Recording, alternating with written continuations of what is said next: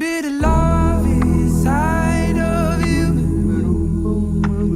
Carry it like a light, I say. And this love will carry you through, through. All you need is love, love, love, love. All you need is love, love, love. All you need is love, love, love, love. All you need is love, love, love. All you need is love, love, love, love. All you need is love, love, love. All you need is love, all you need is love, all you need is. So lay down your worries. Oh, oh, oh. Just take your time, don't stay with me. If you just breathe for a moment, then let go and release.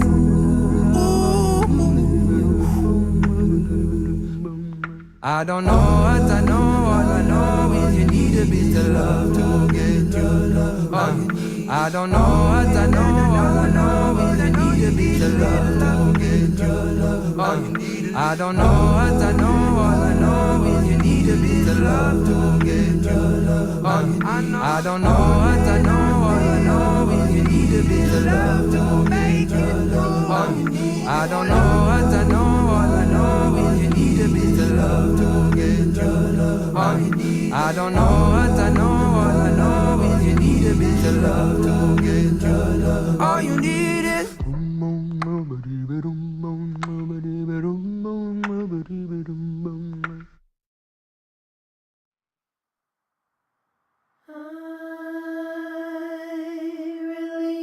all things that no longer serve me. I release all things that no longer work for me. I release all things that no longer serve me. I release all things that no longer work for me. I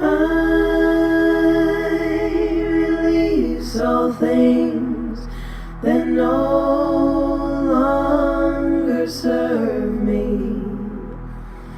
I release all things that no longer work for me. I release all things that no longer serve me.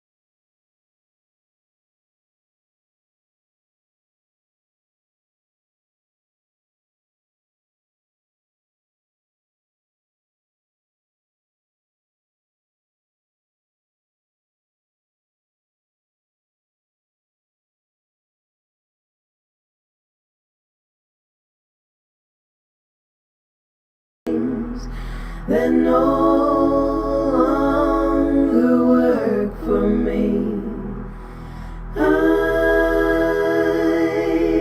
release all things that no longer serve me. I release all things that no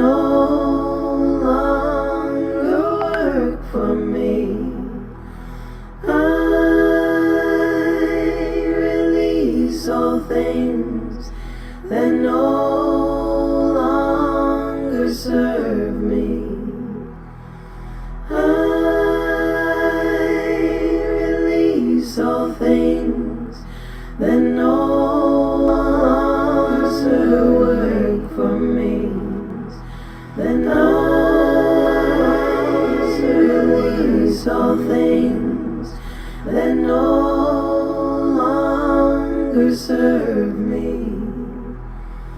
I release all things that no longer work for me. I release all things that no longer serve me. I release all things that no longer work for me. I release all things that no longer serve me. I release all things that no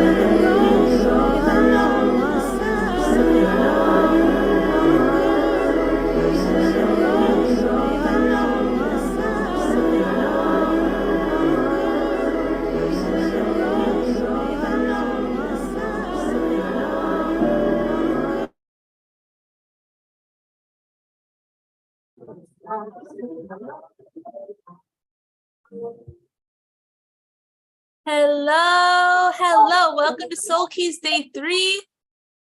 Hi, everybody. Hello, welcome to Soul Keys Day 3. I'm getting an echo on the other streams. One sec. That's better. Let me get all situated here, get our tech all good. Okay, technology.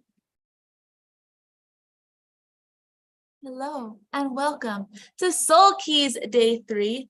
I am your host and I love you. My name is Charlene, Jessica Parker, and it's good to be here with you. I just want to start by celebrating you for the beautiful soul that you are. Take a deep breath. Right here, right now.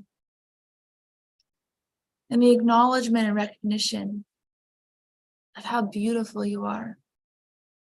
Of how many miracles you've created in your life and the lives of others. It's a miracle that you're still here on this earth in this particular lifetime that has tested you, that has brought you to your knees, that has brought you to tears, that has brought you to questioning your freaking sanity. Yes, you have persevered and you continue to choose life over and over again. you continue to choose to grow, to meet yourself, to rise, to practice loving yourself a little more and a little more and a little more, and return to love over and over again when life tests you, when you're not sure if you can handle any more, or you feel like you have messed it all up and you've done it all wrong and there's no turning back, or there's no redemption, wondering if you've not done enough or wasted your years or wasted your money. It's okay. We all have these questions and these doubts. Sometimes they take us over. Sometimes they're subtle and in the background and just poke their spiky head up every so often. But it's okay. I know that when you have these moments of frustration or doubt or overwhelm or questioning, sometimes you go into that downward spiral of thinking you're doing something wrong, or that you have bad luck, or that just not your fate, your destiny to succeed and be in love and thrive and be wealthy and be successful and be impactful and be all the things that you desire to be. You think, you doubt whether that's actually really truly possible for you to actually have it all. And then that doubt and that questioning takes your peace away. The doubt and peace, they're not friends. They put you on separate sides of the pole. And so I've been talking a lot the last couple of days about resistance and the path of non-resistance, because I know you, and I know that you have great days, and then you have days where you feel like you get thrown off. And sometimes it happens multiple times in one day, where you can pull yourself back up, get inspired, get energized. And at this particular moment, for those of us that are feeling that evolutionary impulse to become more, to expand, to be more free, to be more joyful, to have a greater contribution on the planet, to have a more fulfilling life, to feel alive, fully alive, then with that prayer, with that quality and that potency of intention, life will initiate you. Because you can't have true freedom. Hear me. You cannot have true freedom. You cannot be a self-realized soul on the planet without being initiated, without confronting your suffering, without confronting your darkness, without confronting and resolving the parts of you that think you're separate, that think you're not enough, that think you're small, that are holding the past and bringing it into the present, therefore creating your future from the past. You have to meet that. You have to meet all of it. You have to meet every single part of you, every single thing that keeps you from your full glory, from your full expression, from your full power. That's the journey of self-mastery. That's the journey of self-realization, self-actualization, enlightenment, whatever you choose to call it, awakening, many words, same thing. Which is where you become the conscious, joyful, peaceful creator that's absolutely in love and never leaves the center of love and never leaves your peace, giving you full access to your power to create in any moment. And here's the thing, you are already creating in every moment. Question is, are you doing it consciously or unconsciously? Every feeling is creating, every thought is creating, every word you speak is creating. And so you have to look at how you're holding things, right? To go a little bit more into this conversation around resistance. And for those of you in Zoom, if you can come on video, I would love to be able to see you. That would be so awesome. And welcome to everyone who's here live on all of the different streams. I'm so happy you're here. Use the chat so I can connect with you, so I can be with you. Okay. So you need to look at how you are holding certain things in your life, and then the results you get based on that. So I'll use myself as an example. A realization that I had not so long ago that caused me, that this belief caused me so much suffering. And for sure, 100% has limited drastically my peace and my joy, but also my success, my tangible results in the world, my ability to create an impact, my ability to receive both love and amazing friendships, as well as wealth. Because this belief, this thought that came from my childhood, because it all originates in our childhood, is like one of the biggest limiters. And you have your own version of it, but I'll share one that has revealed itself to me, that I have pulled most of the root out of, but I still have to catch it. Some of it's still there. It's like I haven't fully uprooted, right? Because that's sometimes a journey. Sometimes consciousness comes and we are able to pull off some of the leaves, but sometimes it takes a bit to get to the root. Or we pull up a root, but maybe there was like a partner root in your garden that they worked really close together. And it's like, okay, there's still some more for me here. And through your awareness and through your conscious commitment to always growing, to always connecting, and to returning to your peace, these things pull up. And it's actually only through accessing your peace that you can even uproot.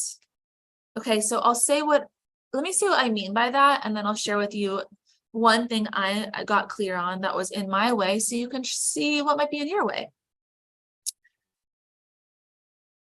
No change that's meaningful, sustainable, and real happens while you're suffering. The suffering is your learning tool. It shows you there's work to do. It shows you that you've left the center of your peace, that you've left the center of your power. It shows you that you're thinking and saying something that is misaligned with your true power. So the suffering state, frustration, anxiety, overwhelm, scarcity, lack, resistance, tightening, contraction, right? Those are all suffering states. Or illness, sickness, any dis-ease, any disharmony, that's just to show you something. It's to get your attention. However, to actually heal it, resolve it, overcome it, transcend it, first you need to return to your peace, to return to your innocence, to be totally in acceptance of your current reality, your current environment, all of the choices and things that you've done up until this point that have led to the experience you're having that you may not be so satisfied with, but actually just fully go into non-resistance, have what you have, and return to the peace that is always there, no matter the suffering you just engaged with, no matter the negative or limiting thoughts. There is an innocence of your purity and your power that never wavers, that never goes anywhere. You have to return to it. And yesterday I shared one ritual practice of how to kind of take yourself through that journey of returning to peace. Another one that I absolutely love is a yoga flow. For me, it's one of the best ways, because most of the time, tell me if any of you are yogis, if you have this experience, most of the time, at least by the time I get to Shavasana, I remember that everything is all good. Even if for the first half, sometimes the first half you're still in your mind. It's like, but there comes a point where all of a sudden you're like, wow, this feels really good to be alive and in a body and here. And right here, right now, I have everything and everything's all good. And that is actually the truth with a capital T always.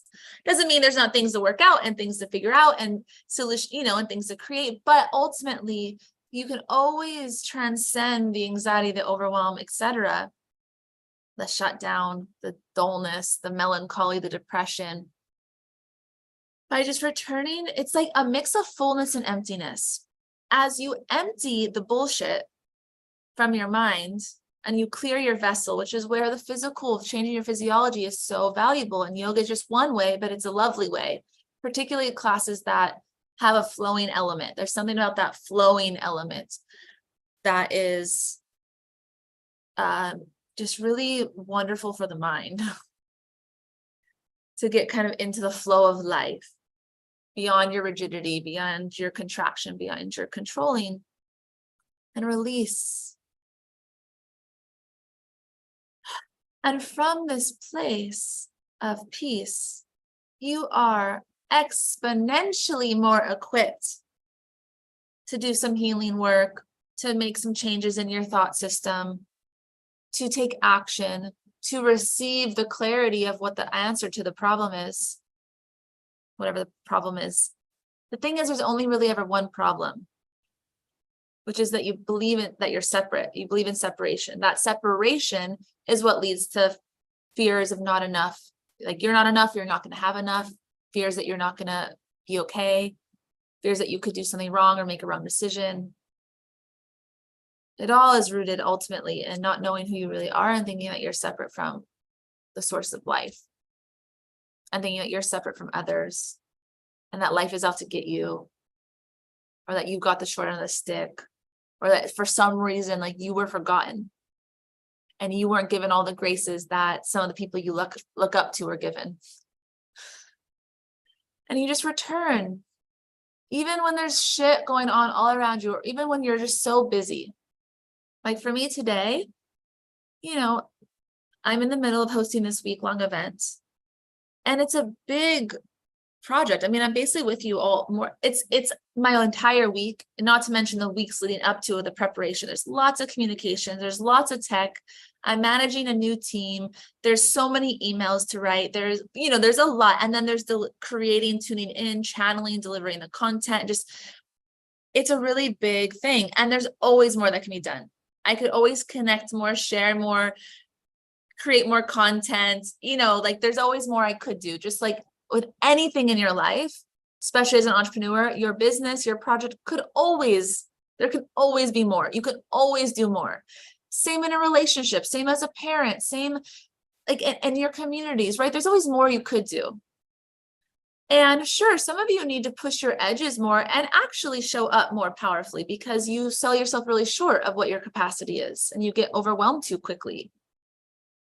And some of us need to remember that the acknowledgement that there will always be more and we need to navigate, well, what's enough? And prioritize our mental peace and well-being amidst also stretching ourselves into bigger and bigger capacity to steward more. So this morning, I went to yoga. And then I had a lovely vegan Ayurvedic breakfast at my favorite little local place in the courtyard. And I talked to some people, it's part of a hotel. And I talked to some people who were visiting and I told them all my favorite organic and vegan and healthy restaurants. And I could have been writing more emails. I could have been messaging new people that are in my Facebook group, all that's awesome. And I want to do as much as I can to serve and to make the most of everything I create, of course. But you know what I needed today? To not push, but to just allow, to return to my own peace. And as you'll know, in any big creative output, whether that's a move or an actual creation, sometimes there's a big energy at first, and it's like you could keep operating at that really high intensity. And some teachers will say, stay at the high intensity. That's not really my way. Today, it felt really natural to let the energy kind of not dissipate, but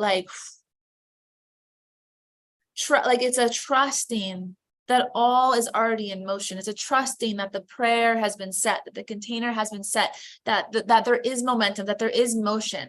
And it's not now that I completely now pull my energy out, because that would be a lack of follow through. A lot of you lack follow through. Or you put out a lot of energy and then you take yourself out of the game because you feel like you get overwhelmed or like it's too much and you can't sustain the energy. I'm not saying that. But there's that out breath. And when you allow for the out breath, you become an available space to be used by God, to be used by life, to be animated by God, which is where all of your energy and inspiration actually comes from. Because what happens when you start to get into a high intensity in whatever you're working on or working with, that's good. It's like you're putting your will towards something. That's a good thing. Bring that fire, that passion. But then what you have to notice and catch for yourself is whether there's a shift from genuine inspiration and the true desire to move and create and go for it to forcing and controlling and being stressed about it. Do you know what I'm talking about, everybody?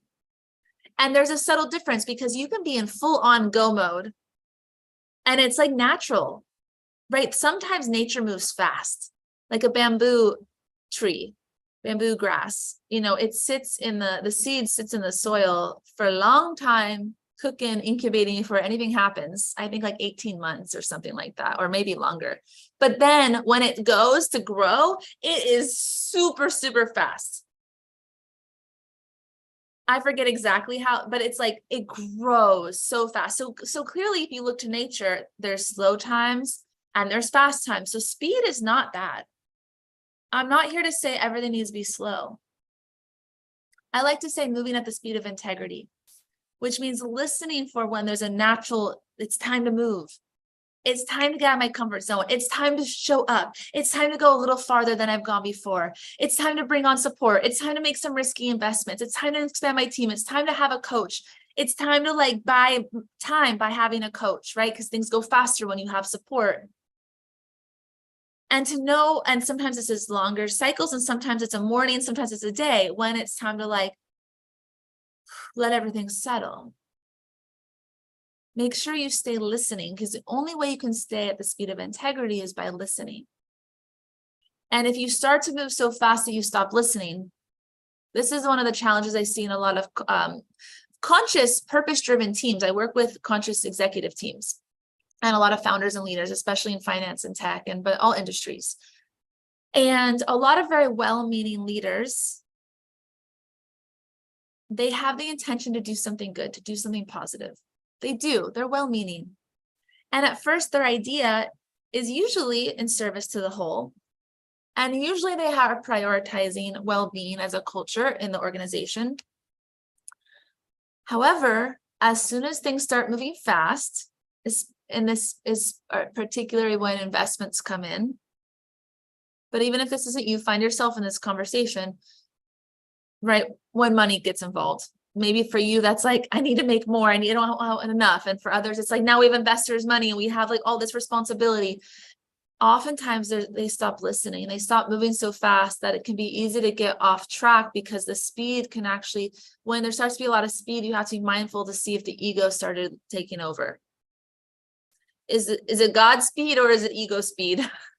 Are you moving from scarcity and fear and lack and contraction, and that's what's encouraging the speed? Or are you moving from like, oh my God, life wants this and life wants this through me, and I'm just showing up and I'm available, and I'm like, right? Sometimes I have a vision of myself being taken over by my higher self and writing a book for days on end and like not sleeping, like I'm available for total madness like that, speed, like I'm available to be used. But I wouldn't force myself to do that. I wouldn't like drink coffee all day, but I have to write the book. Because if a book wants to be written, it's going to be written through me. I need to show up for it and allow it. But if I'm trying to do speed because I think it needs to be done in a certain period of time, it's not going to be good. So moving at the speed of integrity. I'm just seeing your message, Brittany, that you did the 6-phase meditation by yourself and then with your 6-year-old this morning. I love that. That's amazing. Thank you for sharing that, and good for you to both create time for yourself. Obviously, a completely different quality of being when you don't have your kids around. And then to bring your children into that energy. What a beautiful way to attune her, right? Or do you have more than one? I've seen a little girl run around. Do you have 2 kids? Okay. So you can put the 6-year-old's name in the chat if you'd like to. There are 2 names. Roman. Okay. So you have a 6-year-old boy. Beautiful. It attunes their nervous system and it helps them remember who they are, because kids are born close. They're still very close to their power, to their truth, to their magnificence. And you as parents or teachers or aunties and uncles or just friends, when I say aunties and uncles, I mean like I have lots of godchildren, that are my nieces and nephews, I call them, because I know that my role when I'm around them is to just be the space where they remember their freaking magnificence and their power.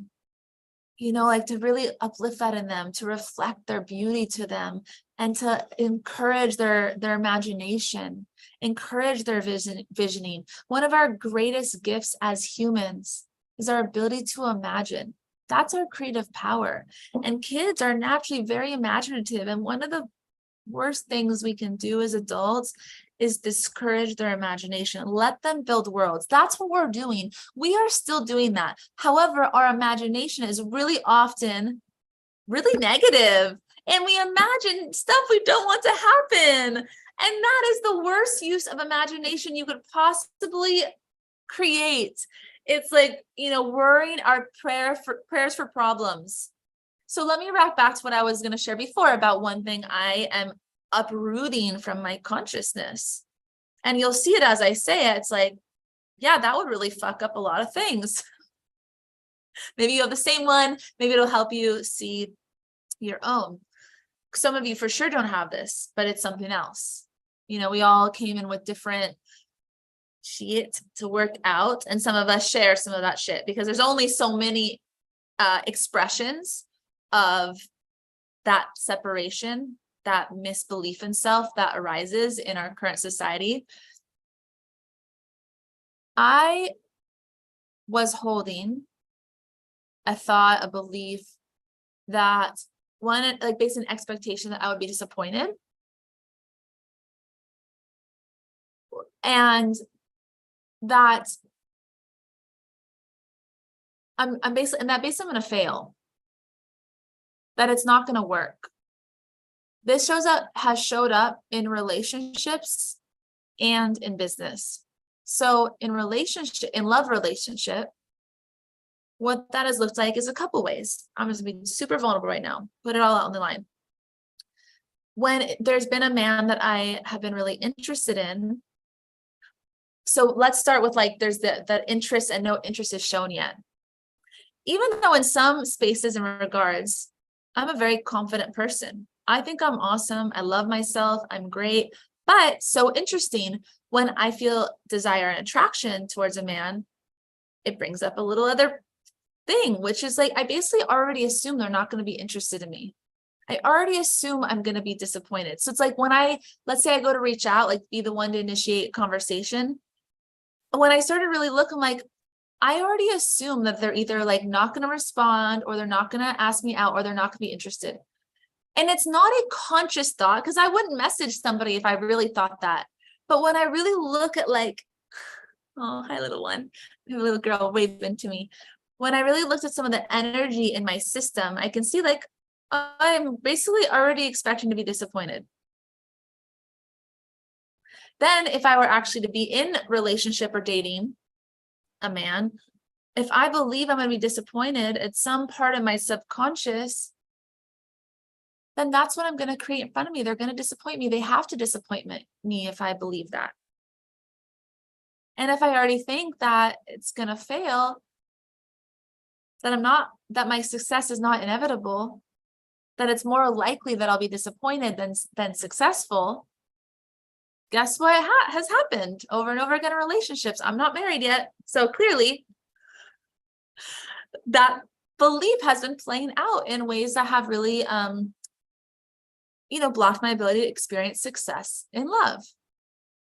How that shows up in business, very similar. So relationally, because everything's relationship. So it's the same pattern with business partners and or people I hire. If I have a subconscious belief that I will be disappointed by people, particularly by the people that I love most or are most important in my life. Clearly, my parents disappointed me. Both of them in different ways, and abandoned me and I felt like I didn't matter, and they there's stories there with both of them, but in different contexts for both my mom and dad, my little one was left feeling like I would be disappointed. And probably some version of no matter what I do, they're going to leave, or I'm going to be disappointed, or I don't matter to them. I'm not wanted by the people I love most. It's all kind of the same. And so with co-founders, I've had business partners leave me, I've had some, and one of the reasons why I work with co-founders is because a lot of my greatest Now, right, our shadows also lead to our greatest revelations and wisdom and learnings. And so I've learned a lot about partnership through the ways I've sabotaged it, both in love and in business. But also, if I'm hiring people, if I still have any belief I'm going to be disappointed, they might leave, or no matter what they do, they're going to have to disappoint me.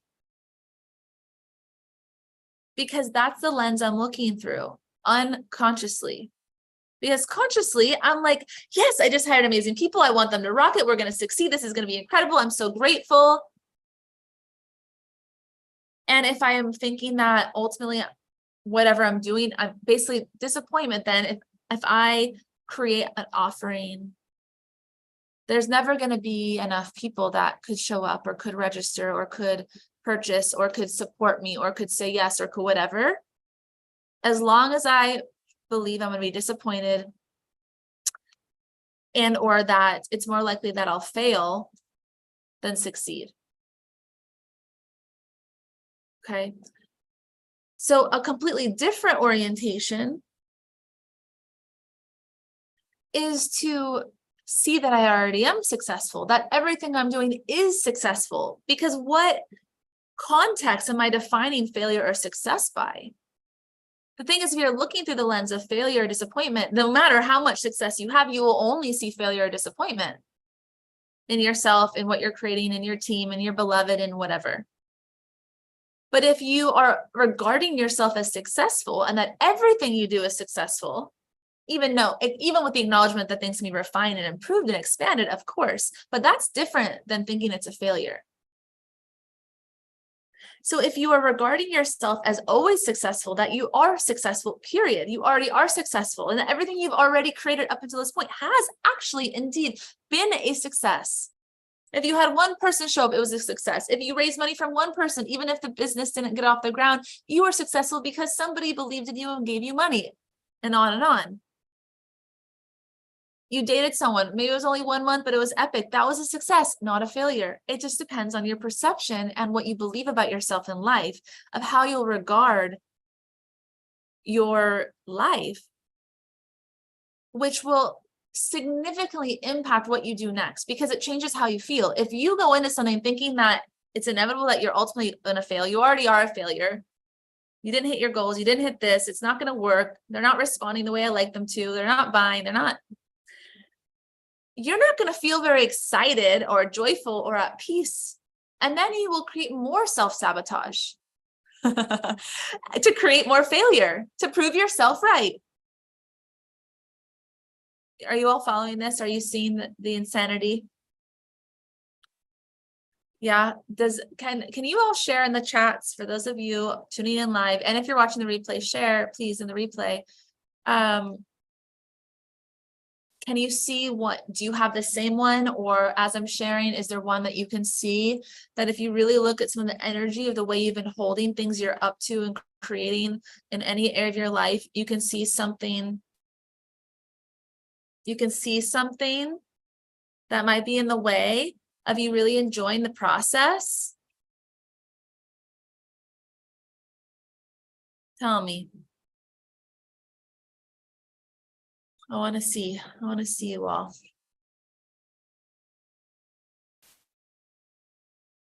And take a moment, replay live, all of you, take a moment to,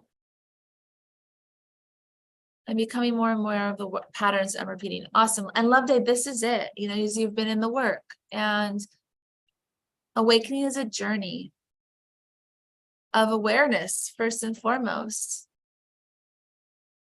Yeah, the belief that you'll never be supported.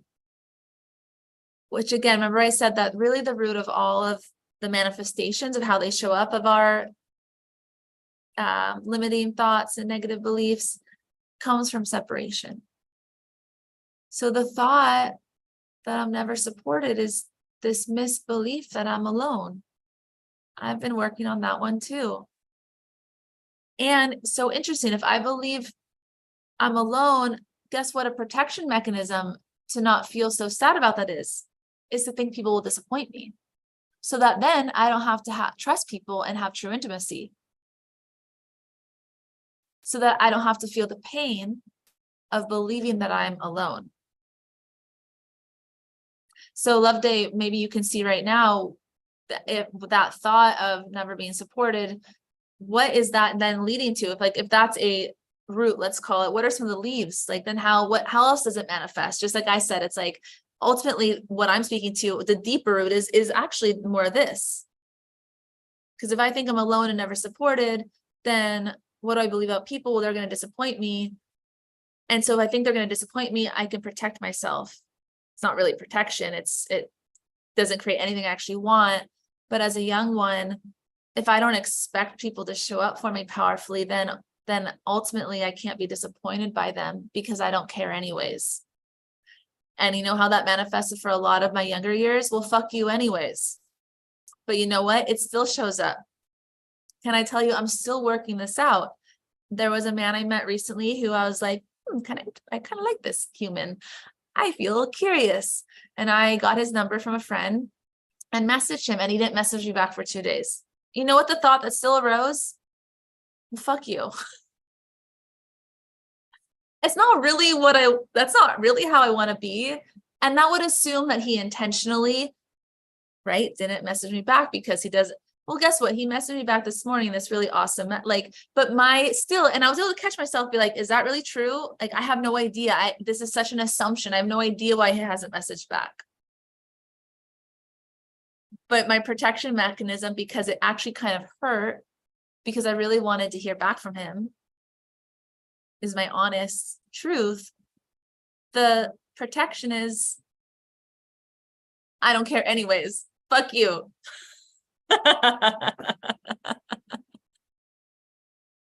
You'd respond the exact same way. Yeah. See, we're not all so different. I mean, so for some of you, this isn't completely the same, but hopefully I can mirror something to you. Yeah, Benedict, same for you. Build up barriers because you're afraid you can't trust. Yeah, and Love Day, it shows up as never opening up and allowing yourself to be vulnerable, which is the insanity I'm speaking to, because it then blocks the exact thing you want to then keep reinforcing the thing that's not actually real and true. But the beautiful thing is that in any moment you can be different. You can show up different. Like when I noticed the thought of like, fuck you anyways, in regard to this lovely, sexy man, I was just like with myself, like, oh, you actually really care. No, your heart, like you can really see that there's an opportunity for connection here and you really want connection. Just kind of like acknowledge the innocence. So I noticed the resistance, my belly got tight, my energy changed. It's contraction, resistance energy, thinking I need to protect. And so then what happens when the ego thinks it needs to protect? It attacks. That's an attack thought. My version of, well, I don't care anyways, fuck you. That's attack. It thinks that I'll get something by attacking. I won't get anything ever from attacking.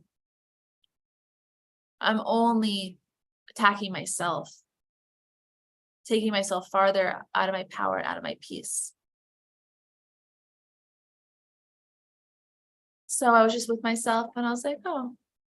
And then I also just like talked myself through first the okayness that I have this experience, that I have this response, that I have this desire to connect, that I have desire to be loved. Reminded myself that I'm not alone. I connected to the peace and joy of being held by the divine and the fullness of that.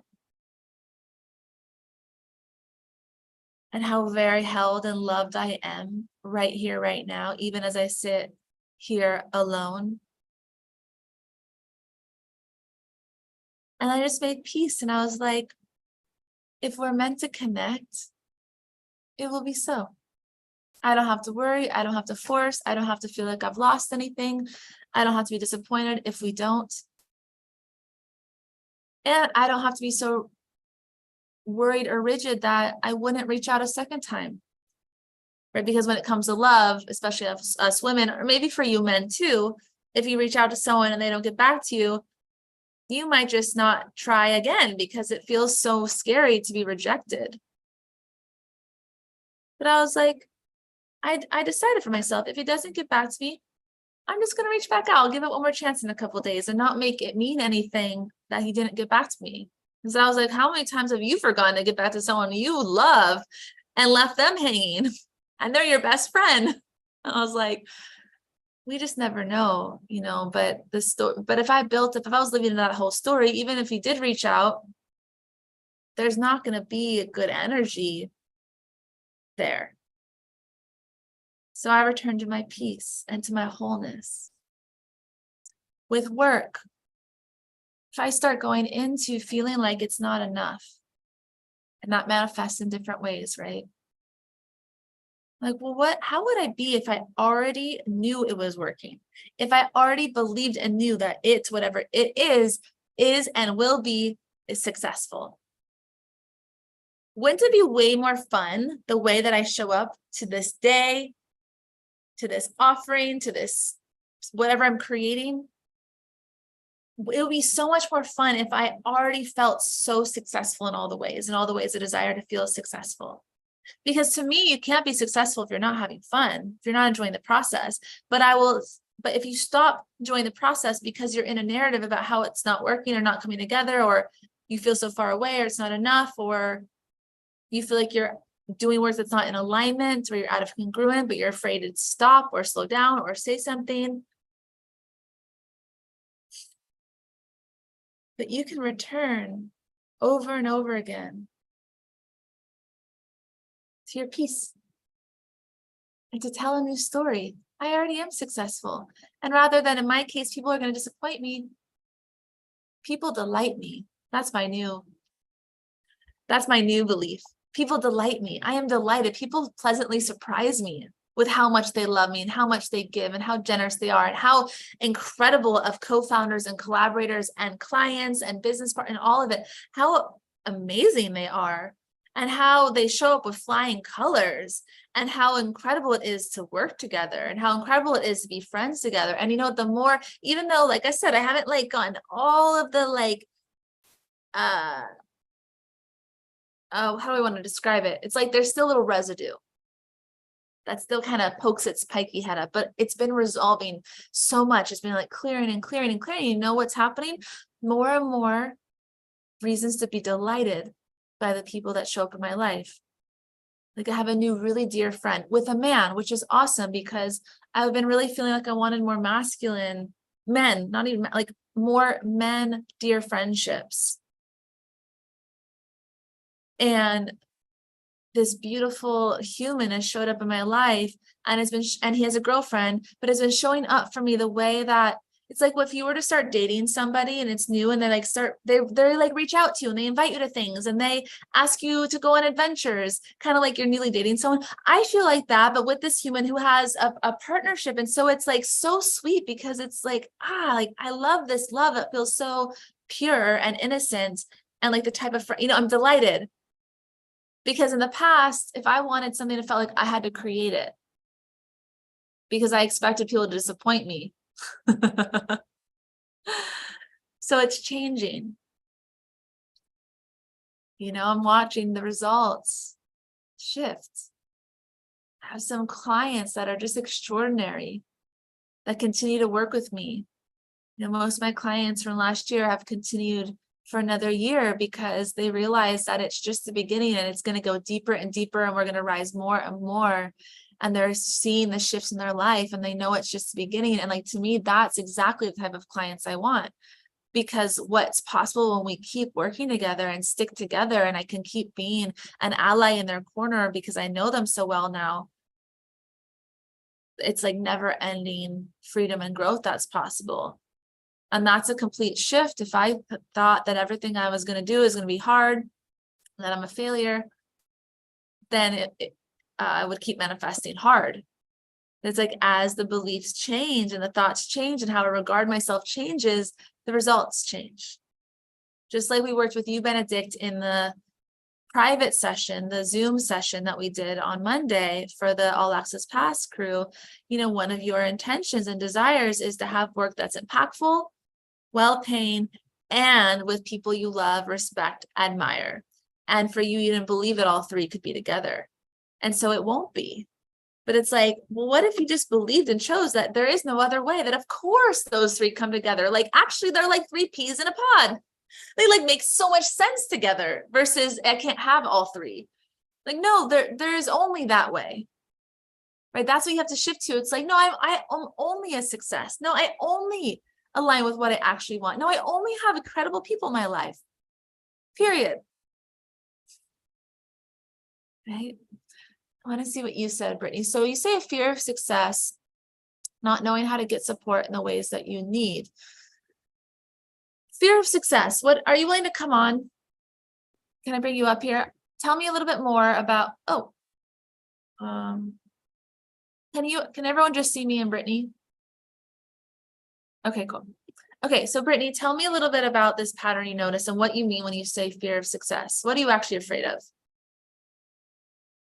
It's everything we're talking about right here. It's the negative programming that I don't know how to reword to empower myself, because when I hear you rewording some of what you're saying, it feels so resonant with me. And it's like, yes, I could I don't want to piggyback off of it, but also it's like, yeah, that's feeling really good, and I feel like I have a lot of that darkness still on just success in general, the relationship, being a supportive person to others and receiving support. And when my support needs to change because the structures are changing as I'm growing, fear that it's not changing in the way that I really need to be held. Or if I ask somebody to help me figure out how to be held correctly, for instance, needing a babysitter so that I can study, and then getting the pushback or being told negative things about that. I oftentimes say, oh yeah, that person isn't supportive, even though I know the deeper reason is because of those beliefs, because it's not actually true. I could break through, but I don't know how, and I need that instant shift, because stuff is shifting, or I really need things to shift quickly. And when it's not shifting quickly and I really need that support, and then I'm feeling like everybody is failing me, so I pull away. It's kind of like that. Really powerful awareness. I just want to start with that. By acknowledging that that where you want to go is going to require different type of support, different environments, and for you to make different choices, because the choices up until now will keep your life small, and you're seeing that you're ready. There's a turning point in your life, right? You're ready to make a change. You're ready to expand. You're ready to be supported. And as long as you believe, though, that you won't be supported in the ways that you require, then you'll keep creating that. And it's true that it's not inherently the case that someone is unsupportive, but if you see them that way, then that's how they'll be. And what I would say is that if there's some doubt in you about needing the babysitter, as an example, if there's some questioning in you, if there's some wavering in you, it will get projected back to you. So the more that you become unwavering in the acknowledgement and celebration of the support you require to thrive, of the vision that you have for your life, of where you're going, the more that becomes unwavering in you, the easier it will be to attract that which you require to thrive and to win. But the thing is that it gets our fears will come back to us so we can see them. Okay, so if you have a partner and there's a part of you that doubts whether you should spend the money or the time or this or that on something, they may bring that to you. Now, asking for permission is different than requesting support. Part of it might just be that you're not being clear about what you are choosing and what you need, versus maybe you're kind of asking for permission on something, right? It's a different energy than saying, this is what I need and I'm going to create it. Okay. And I think a big thing for you is just really believing in yourself and building up your own power and your own trust and belief that everything that you're doing will be successful. you know, like just kind of what you were saying, you saw something very similar in me mirrored to you. Because as long as you are questioning and all over the place and not putting your energy powerfully into something, and you're kind of, I feel like maybe you get a little scattered of like, should I focus here or there? Or then that gets created in your environment. The more that you can sit down every day in meditation and connect and really listen for what is the most powerful thing I can do today to move my life forward. Who do I get to be today? That's the aligned energy with where I'm going, and to embody that as much as possible throughout the day. Then what you need and who you need starts to show up around you, because you're moving energy forward in alignment with your soul, with what's true. But if you're constantly starting and stopping and questioning, should I be doing this? Should I be doing that? You're always breaking the energy. I think that, yeah, that's really supportive for me to hear. And also those words that you're saying where the questions are empowering. I think I need to do that to myself more, or like I need more of those questions. And I need to be thinking on those questions more, because those help me to align my thoughts. Because yeah, I am very scattered because I'm not structuring the way that I'm thinking. And that's where the doubt is coming in, because I'm not structuring the way that, and I really need those questions, you know, like you said, who am I showing up as today? Or who do I get to choose to show up as today? And I literally would have never even thought of that. I would have never thought of empowering myself with a question like that. And so even just something as simple as that, like, has me thinking about the way that I could show up today. You need to think about that every day. Really ask yourself that every day, because you are creating your future based on who you're being right now and today. The actions you're taking, yes, but the actions you take will follow from who you're being, the energy you're embodying, the feelings you're allowing yourself to feel, the thoughts you're thinking. And if you were there yesterday, me and Hannah were talking about the questions we ask ourselves. I think it showed up a couple times with different speakers over the last couple days, because, you know, asking the question, well, how good can it be? And what good is coming my way? And what am I creating today? Because you're creating in how you're mothering, you're creating with your partner, you're always creating. So the future is not this far thing over there. You're creating it right now by who you're embodying, the energy you're embodying. How would you show up today? You can ask yourself this: how would I show up if I was a successful leader? Right? And so thank you, Brittany, for sharing. And I'm going to take this opportunity to share an invitation for you and for everybody here, which is to join me again in a couple weeks for a really powerful immersion where we're going to be in a container together, right? This event is more public and I have many speakers, and I'm hosting a retreat. It's called Revelation. It's virtual, in a couple weeks. And we're going to be getting into this identity creation, divine identity creation. Because if you don't identify as a divine being, you will not be able to catch the patterns that pull you out of your power, pull you out of your peace, and pull you away from your divine identity. Right? Because mastery is knowing who you really are and moving from that place. And then when you waver from it and you lose your power and you lose your peace and you feel potentially all over the place, or you feel confused, or you feel anxious or overwhelmed or in scarcity, right? For all of us, it shows up differently.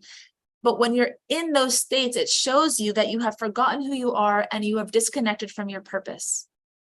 And so Revelation is about connecting and being clear about who you are and what your purpose is, why you are here, what it means to be a soul alive in a body, what your divine purpose is, and what fate versus destiny is, and how you can align with your divine destiny, and every day.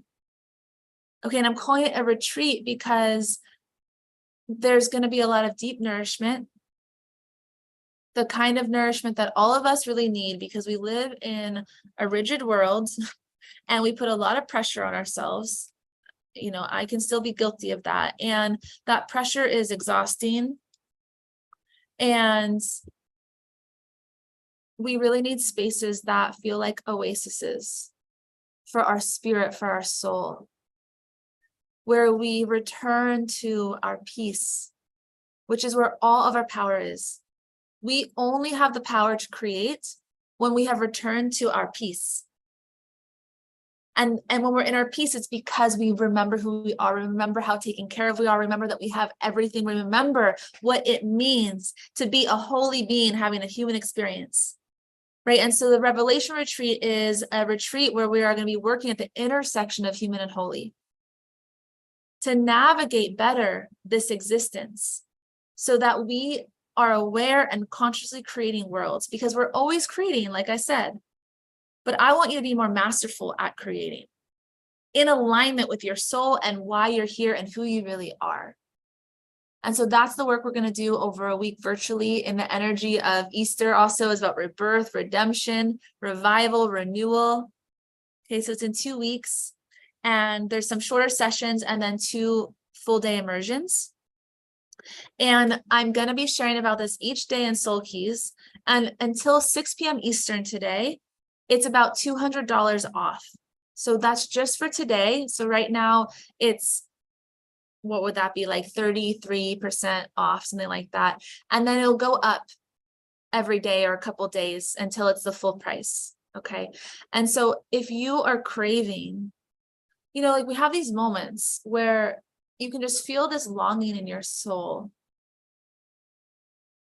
to take a breath,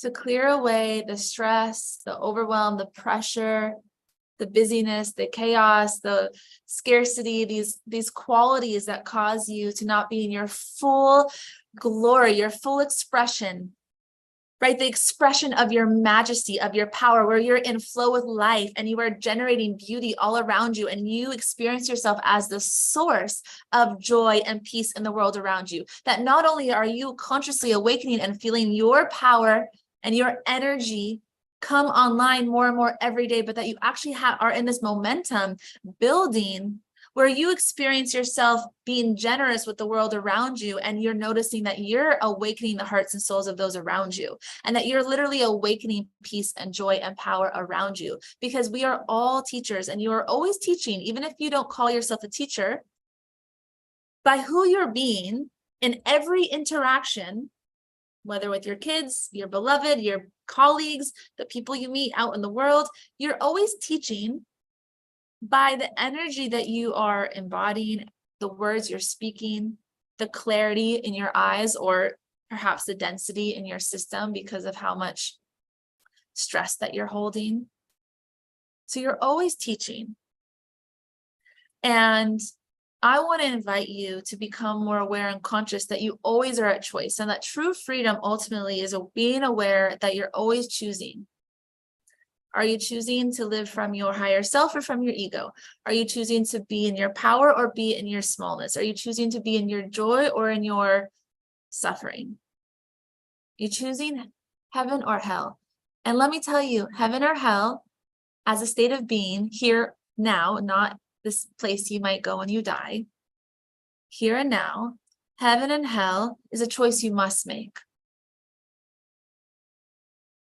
And I want to be the invitation for you all to participate less in your hellish states and more in your joyful, peaceful, magnificent, oh my gosh, life is so good, I'm so happy to be alive, it's such a privilege to have this breath of life filling me and to let God animate me. And everything and anything I desire to create is possible because I said so. And to become the master of your life means to speak it and then have it arrive, to manifest it and have it be so. Okay, and so join me for the Revelation Retreat. We're going to be getting into this. It's going to be juicy, it's going to be deep, and it's going to be very interactive, right? Right now we're in a stream. It's a very different experience. This is going to be an event, a container. Think of it like a retreat, but from your own home. There's going to be ceremonies and rituals. We're going to be moving a lot of energy so that you don't leave those days feeling like you were just on your computer and it was tiring. But actually, genuinely, my commitment to you is that you'll be rejuvenated, that your spirit will be revived, that your passion and genuine inspiration to create whatever you're creating will come online, not from me motivating you, but from you connecting to your soul and to your higher self to the force that animates you, such that you can't help but want to expand and create. Your focus, you don't no longer have this busy, distracted mind like Brittany was just sharing about, but you know where you're focusing on because you know what you're here for and you know what your purpose is. And you affirm who you say you are every day, and you return over and over again to love and to peace. And so I hope that you'll join me again today, just for the next, till basically the end of today. I have it shared for about $200 off, and then the price will go up from there. So I've shared it in all the chats for everyone that's here live. It's revelationretreat.co, revelationretreat.co. I know this is the first time I'm sharing about it, but that was just a little bit about that and just part of what I stand for as well. Now you just learn more about me by my sharing about Revelation. Okay. And with that, I am so excited because we have our first guest of today on. It couldn't be more perfect after me sharing about Revelation, because this amazing woman is stewarding a similar essence, right? She is practicing living and being the embodiment of heaven on earth. And I'm pulling you up, Miss Aveyah. Welcome to Soul Keys, beautiful sister. Thank you, Angel. Thank you, everyone, for having me here. Thank you to everyone who is live streaming and on the replay. It's such an honor to be here.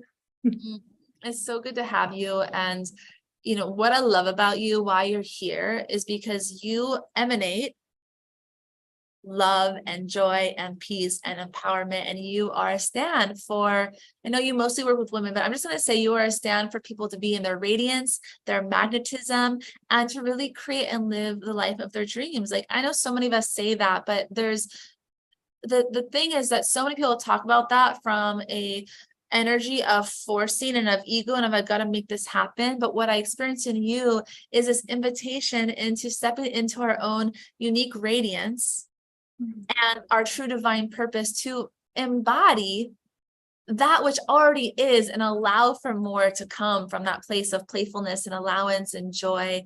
And so I'm just so happy to have you here so that everyone can receive your good energy as you pour into us today. Thank you so much. Thank you for that beautiful introduction. Hello, everyone. So my name is Aveyah. If you don't know me already, Charlene and I do share some common communities, so it's possible we may have crossed paths. And yeah, it's truly an honor to be here. I am a feminine empowerment mentor. I run online programs, in-person retreats. I'm also a musical artist. I'm a creative. And above all, I'm a woman who is utterly obsessed with love. I love love, and I am so fully and utterly devoted to it. And it has my unwavering devotion to this path has allowed for what truly feels like for me a life of pure miracles, a life of pure freedom, of choice, as Charlene was just speaking to choice, right? And so it is something that I am so beyond passionate about, and I'm super happy to be here and to be jamming with you babes. So fun. Okay, let's talk about a life of miracles. Just say more about that. Say more about what that means to you, and then tell us a little bit about what you feel you have done and do every day or be to allow for this beautiful life that you're experiencing.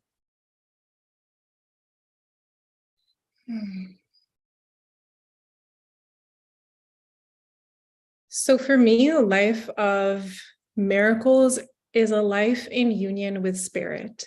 It's a life where we are communing with the higher aspects of ourselves that are beyond simply this physical form. And when we practice and learn to tune in to these, ultimately this guidance system that's always here and available for us, through us, because it is us, it allows us to, one, deepen our trust in life, in the universe, God, source, whatever word most resonates with you. It also allows for so much more effortlessness, and it allows for the heavy lifting of the manifestations, right? Charlene was just speaking to manifestation, and I'd love to actually dive more deeper into the energetic mechanics of what it means to really manifest a life beyond your wildest desires. It means tapping into the energy that is the creator within that creates the manifestations, as opposed to tapping into the manifestation itself, right? The vision, this is my goal. I want the house. I want the man. I want the car, whatever it is, which is great. That's amazing.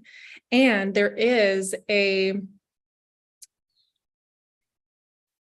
want to say higher form. There's just an alternate form of mastering the energetics from the conscious creator standpoint that allows for quantum leaps into new versions of yourself that then allows for you to create your reality more consciously from that space.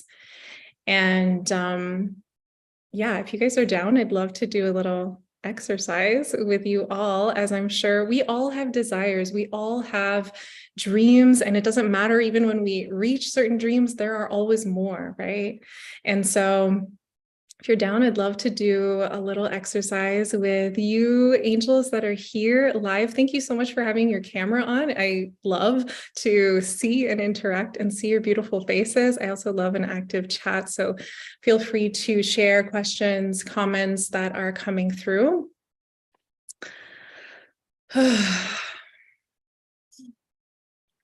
So when I tune into conscious creatorship, which ultimately just means bringing more awareness to what it is that you are wanting to create and creating with intention from that energy.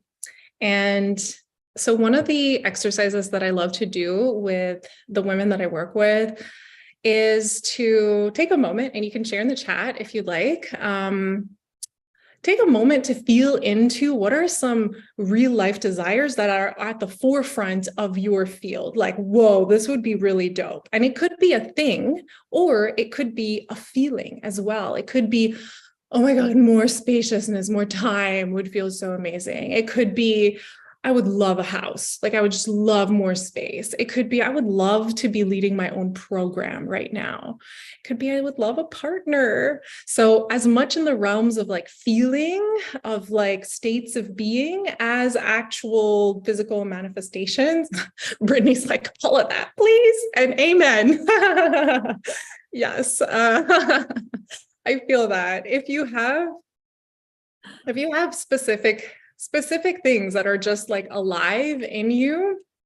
Amazing. Okay. Thank you, Penelope. So launching new business, finding love. Yes, woman. Yes, yes, yes. Increase my wealth, write my book, create my beautiful home. Amazing. Amazing. Yes, yes. Okay. So calling those desires, right? Our desires they're intelligent. They carry their own consciousness. And when we tune in to the consciousness of our desires, you will always find one thing at the end of our desire. And by the way, Charlene, do I have 30 minutes or 45, babe? I think just 30. Let me double check the calendar. Yeah, there's someone coming on at the 30 mark. So you've got 22 minutes till we end. Perfect. We can go a couple minutes over, but not more than that. Thanks for checking. Good.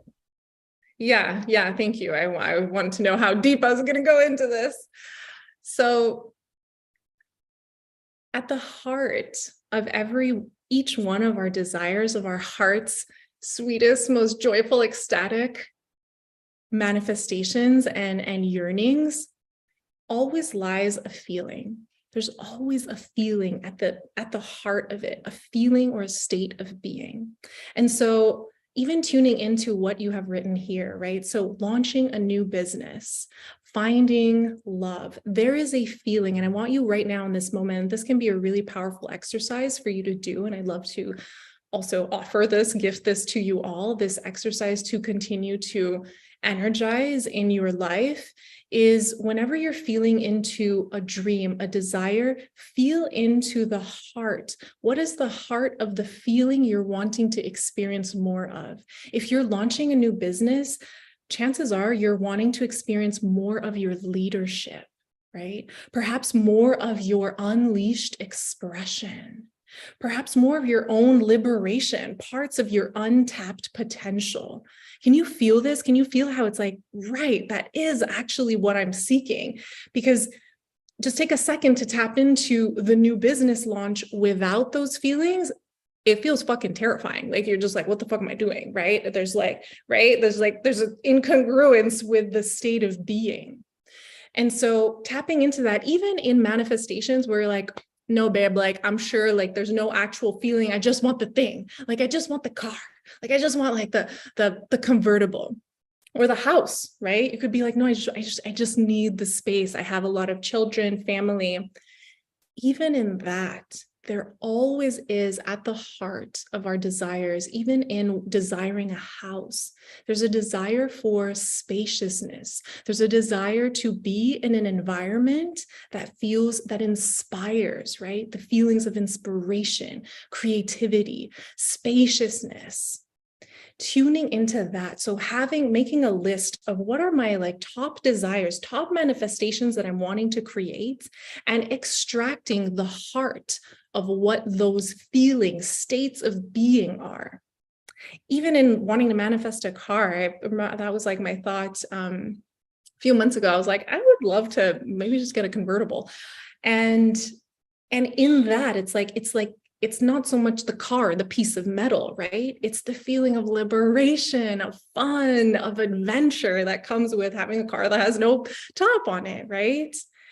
And the proof of that heart of our manifestation that lies actually in our desires, these external manifestations and dreams are really desires to experience more of ourselves.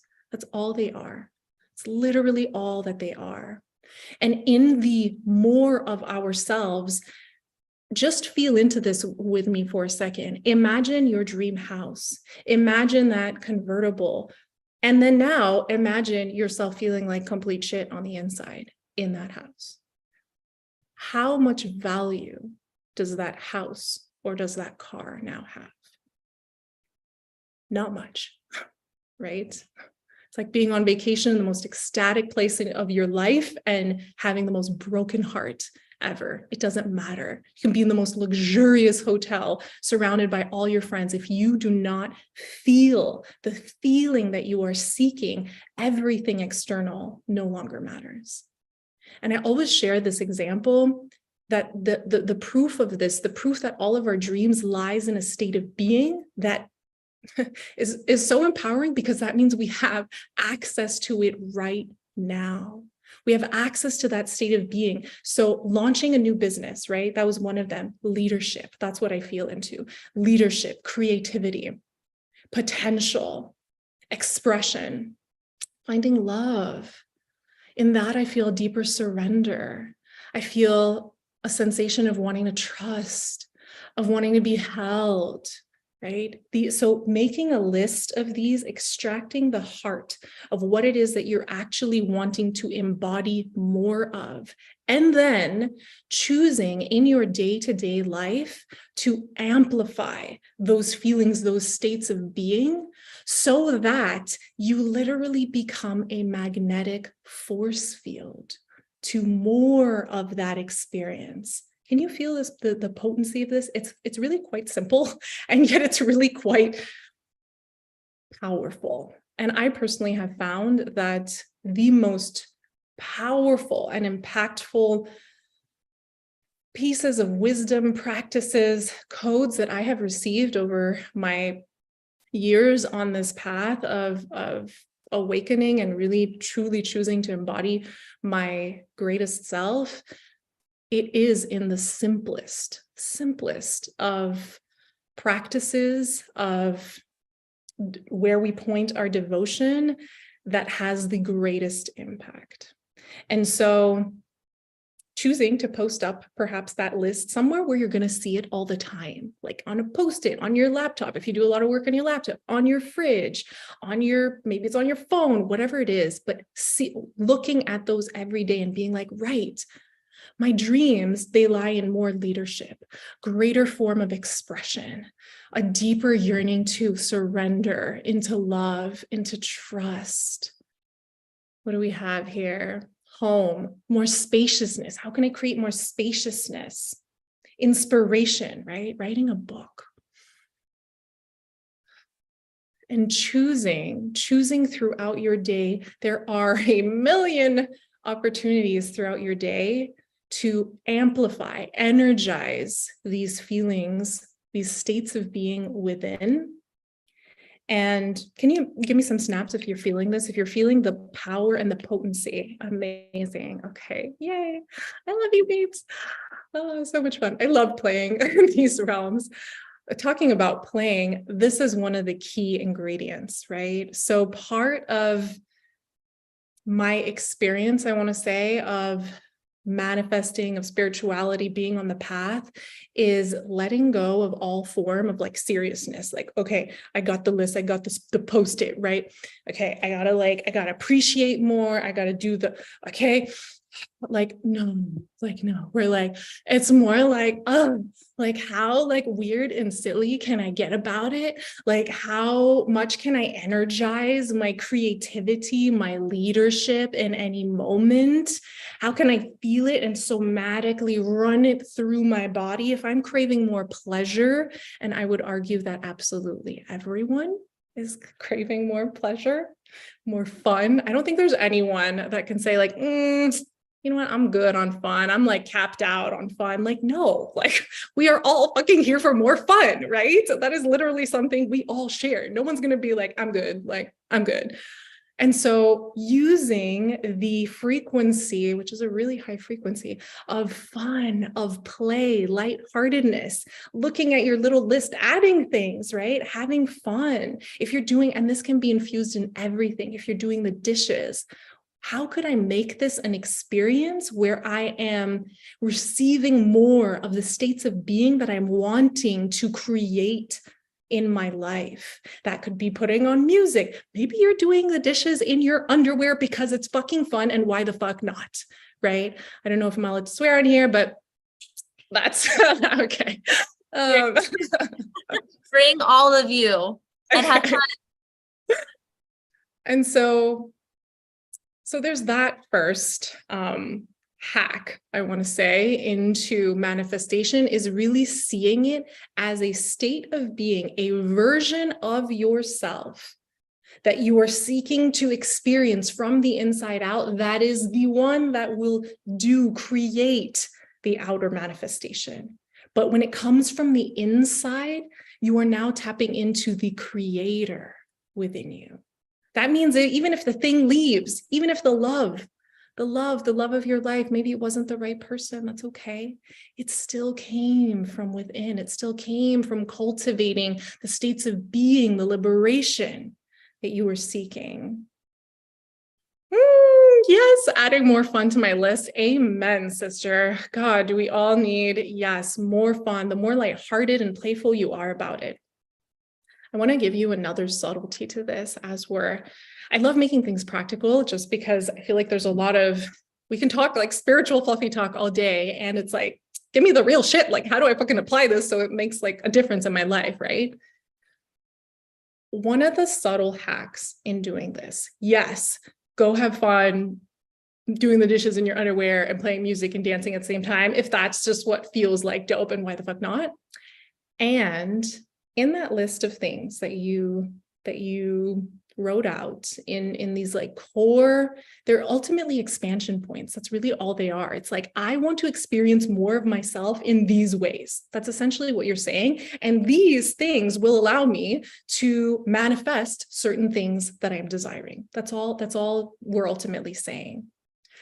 One of the quantum leaps that are available in manifesting our dreams is choosing in every micro moment that is available to not only embody those feelings, those states of beings, but also to do so when, especially when you are feeling an edge within yourself. And by edge, I mean feeling like, oh, this feels scary, right? So if you're wanting to embody more of your power, more of your liberation, more of your leadership, and I'm just going to give an example. Perhaps you're having a conversation with a loved one, and there's something challenging coming up. And there might be the inclination to be like, oh, I'm just going to avoid this conversation. This feels kind of sticky, right?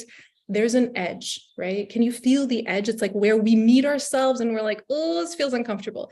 Oh, I have some fears coming up. Oh, I don't know if I want to do this.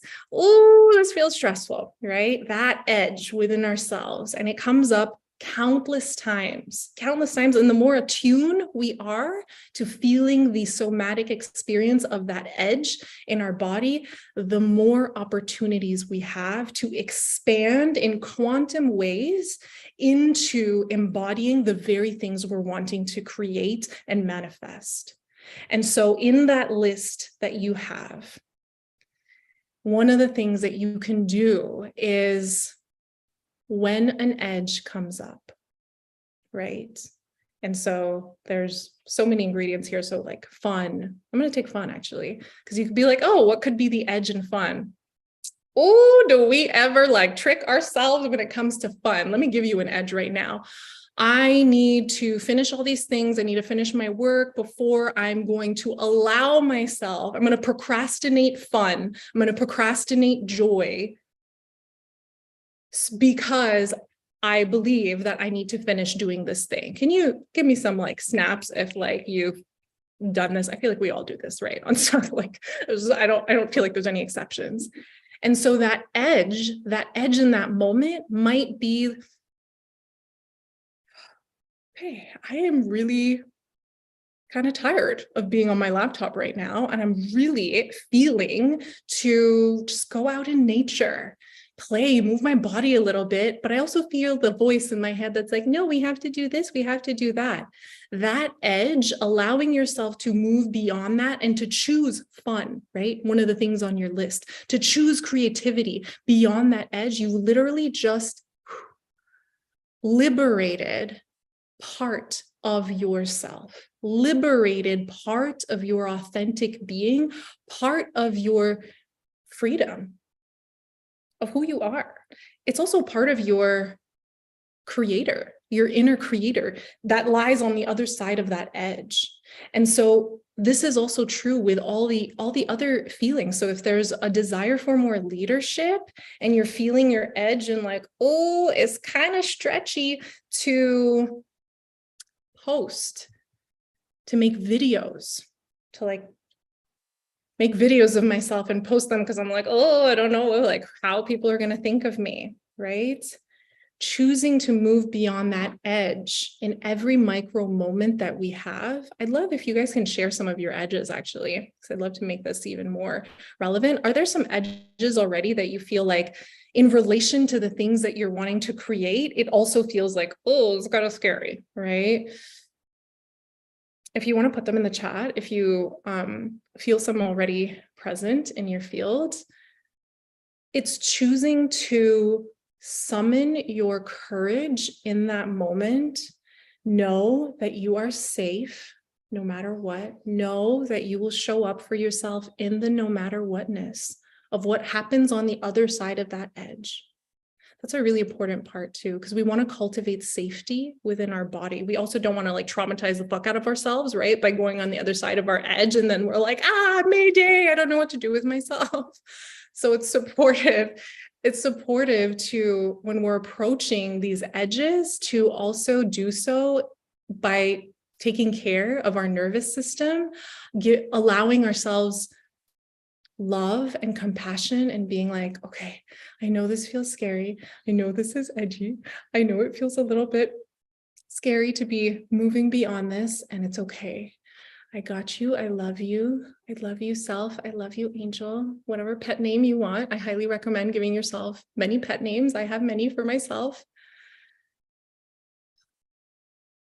knowing that in the no matter whatness of what happens on the other side of that edge, that you have already chosen to meet yourself with love, compassion, understanding, and to know that whatever happens on the other side of that scary edge, whether you're taking a big leap in your business, maybe leaving your job, maybe acting on a love or leaving a partner, it could be any of those things, right? Those are big. This is like, it's very charged.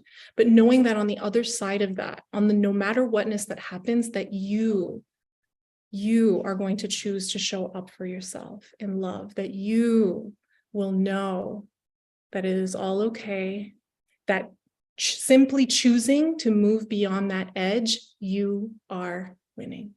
You're literally winning at life. It does not matter what happens on the other side. I'm really feeling you guys, this landing. It does not matter. You won. You already won by crossing that edge. And every single time you cross that edge lies a new version of yourself, a new version of yourself that is even more embodied in all the things that you are desiring to create, who is even more magnetically calling in all of the things that you are desiring. And knowing and meeting yourself in that space, in the no matter what happens when I cross this edge, I know I've already won.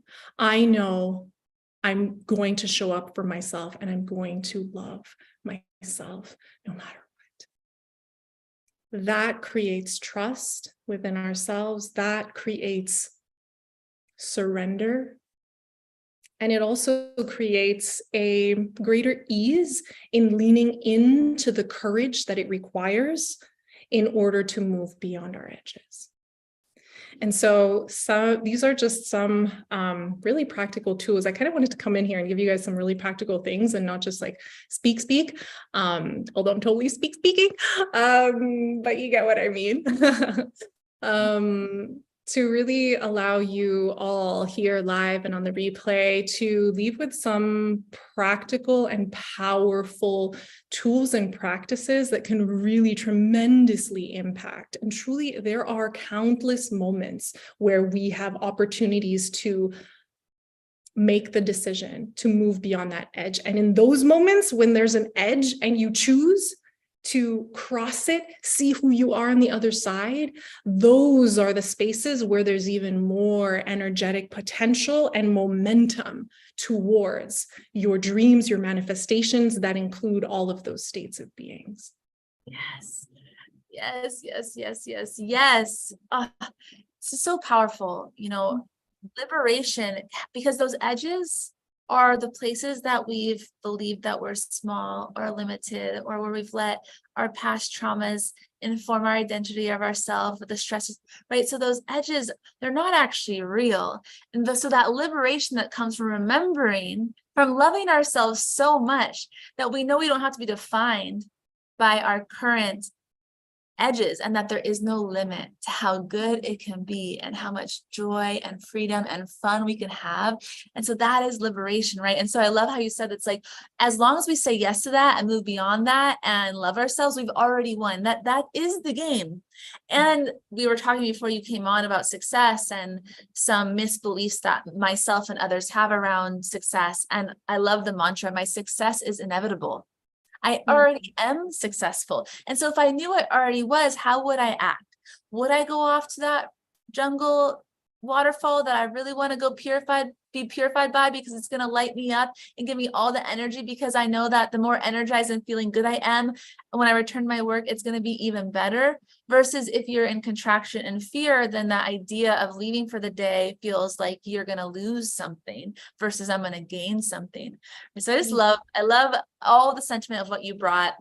And a mantra that I bring into my life is that it will be easy, fun, and successful.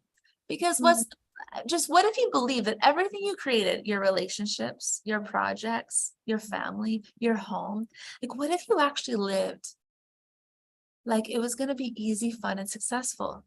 How radical of a shift would that be from it's going to be hard, I'm going to fail, and it's got to take all my energy, I'm going to deplete myself, I'm going to kill myself in the process if I'm going to have success, or whatever your version of that is that we see reflected to us all around in society, but to really live like it's going to be easy, fun, and successful would change your whole life. So thank you, Aveyah, for your incredible energy, for pouring into us. I knew that you were going to come and pour this good energy into us. I could feel, right? We have a small group here in Zoom.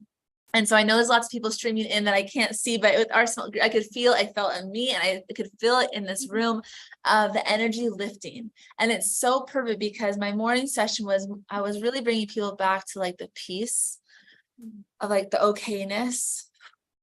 And sometimes that is that fertile soil that then allows for us to expand into the joy and the fun that you just brought into us, right? It's like returning to the peace. And it's like from that place, you can expand into infinite goodness and enjoy this life so fully. So I just thank you so much for planting these good seeds in everybody. And I would love for you to share. I know you have a beautiful gift for all of the women here. It's something around magnetism. What do you got? Feminine radiance. I'm going to put it in all the chats here. For those of you watching the replay, you're going to see that shared with the replay. But why don't you share with everyone what that is? Yes, I'm so excited to share this with you all. It's actually a full-blown course that I created. I did it live actually not too long ago. It's priced at $444, but I'm offering it to you all for free. It's literally a whole journey. And there's over 20 hours of content. I summoned like the best of my community to come speak, share, literally sharing the most epic, mind-blowing codes, like the type of receiving that is meant to truly transform your life. The number one thing that I have received from this experience is how life changing it was. And so it is my gift to you all to receive, to embody, to experience yourself in new ways. That is literally my, oh my gosh, life's mission and joy. And so it's totally free. Thank you, Charlene, for putting the link. And so if you use the coupon code "You Are Loved," you'll get it for free. And you can also follow me. I'll put it here on Instagram. I'm super active on Instagram, aveyah.love. And you can, and I'd love to connect with you there. If you received anything out of here, please reach out to me. I know sometimes people are like, oh, like this person has a following. And it's like, no, babes, like I totally want to connect. Like I love connecting. Like, please come in my DMs and let me know, like, what was your experience? And if you do the Feminine Radiance course, please let me know and share your experience. And yeah, thank you so much, Charlene, for inviting me here. This was so sweet. It was so short and juicy, but right to it. And I'm so grateful. Thank you. Thank you. Thank you, angels, for participating. It felt so juicy and yummy. I love you. I love you. So good to have you. And, and this was 30 minutes, right? And I just want everyone to notice how you feel different, because you know what she just role modeled, what is possible when you allow yourself to be fully in the joy of life, of giving, of serving, of being a channel, being an oracle, of just showing up and giving, but in your full energy, because we are choosing what energy we're embodying. And you have access, each of you, to this version of like this quality in your own version. This quality of just, you could feel it. She's a yes to life. And so what happens when you show up, even if you're not the one speaking, even while you're sitting here listening to me or the guest, what happens in your system when you show up like you're a yes to life? And it feels so good. And you have access to that. And, she had 30 minutes, and just like how much goodness can be generated in 30 minutes. And that's the case for everybody, for all of us. Okay, so let that be a reminder. Thank you, Aveyah. I love you. I thank God for you. Have a beautiful time in Brazil. And thank you, Angel. Thank you. Hi, my loves. Ciao, honey.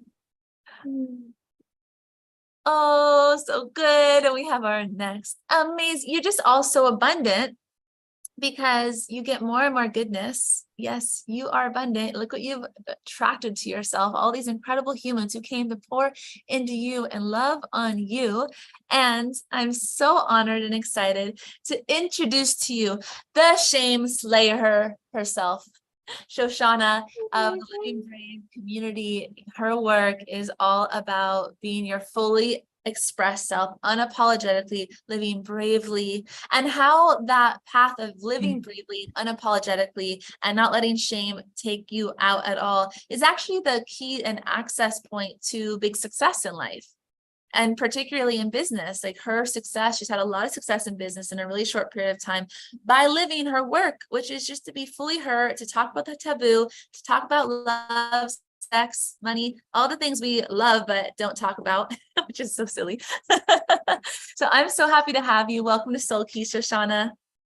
Oh my gosh, I'm so happy to be here. I was wondering if everybody was open to a little dance break. And we just put on some music, because I feel like Miss Brittany, Benedict, Penelope, Anna might turn on her video, whoever's in the Facebook group, that we might need to.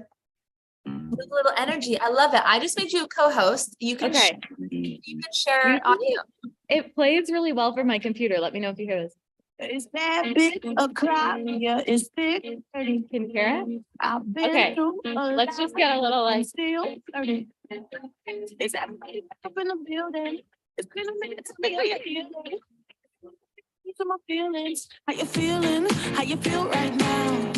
Oh, I've been so down and under pressure. I'm way too fine to be distressed, yeah. Oh, I'm not the girl I was or used to be. Bitch, I might be better. Turn up the music. Turn down the lights. Yeah, Miss Brittany. I got a feeling. I'm gonna be alright. Okay. Alright.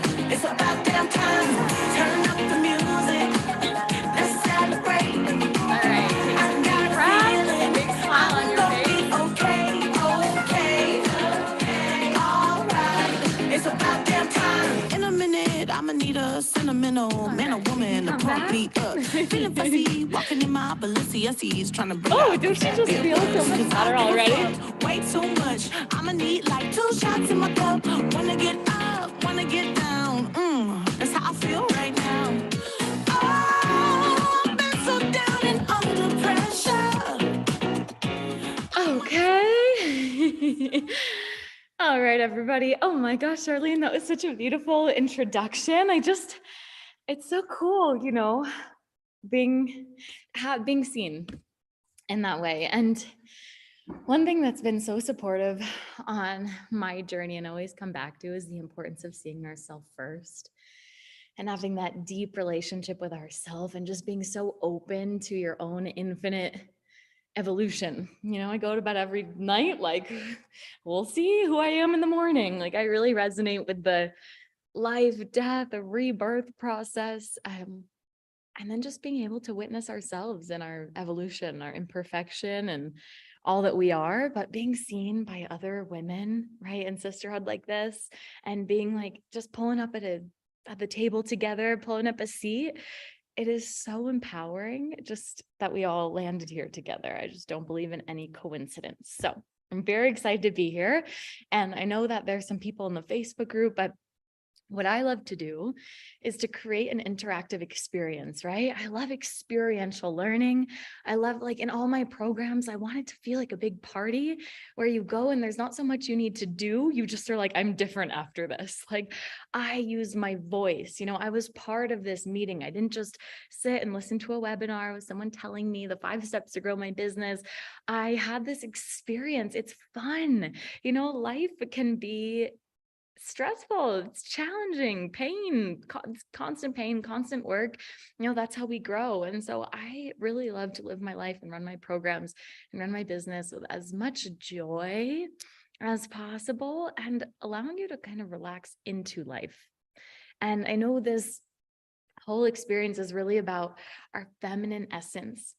And that's where I feel that sometimes we get a little mixed up. Because our feminine archetype, we love to relax and sit in the bathtub and do nothing, right? And just magnetize. There's men here too, just so you know. Oh, okay. There's only women we can see right now, but just so you have context for it. Yes, of course. Soul Keys. And I know there's a lot of feminine leaders. And I just saw this beautiful woman who was talking about feminine power was her thing. So I was like, yes, so much of doing business in a new way, soul-led business, right, can be about softening, relaxing. And I feel that sometimes when we think of relaxing, we think of leaning out of. And so what I invite you to do is relax into, with less thought and more heart, to lean into your life. And I make every single experience in Living Brave, which is my brand and my business, like an experience that I want you to lean into and have fun with. Like how relaxed can we be? How much fun can we have? That's a context for my life that I just invite you into for this next, 40 minutes together as we dive into a little training behind the scenes, getting to know each other, and then opening up for some Q&A, because if there's one thing I love so much, it's to be able to support you in your unique situation and be able to get to know you and get up close, right? So I'm curious, where are you in the world and how are you feeling? Like, what's going on? We're in England. Okay, I'm in Denver, Colorado.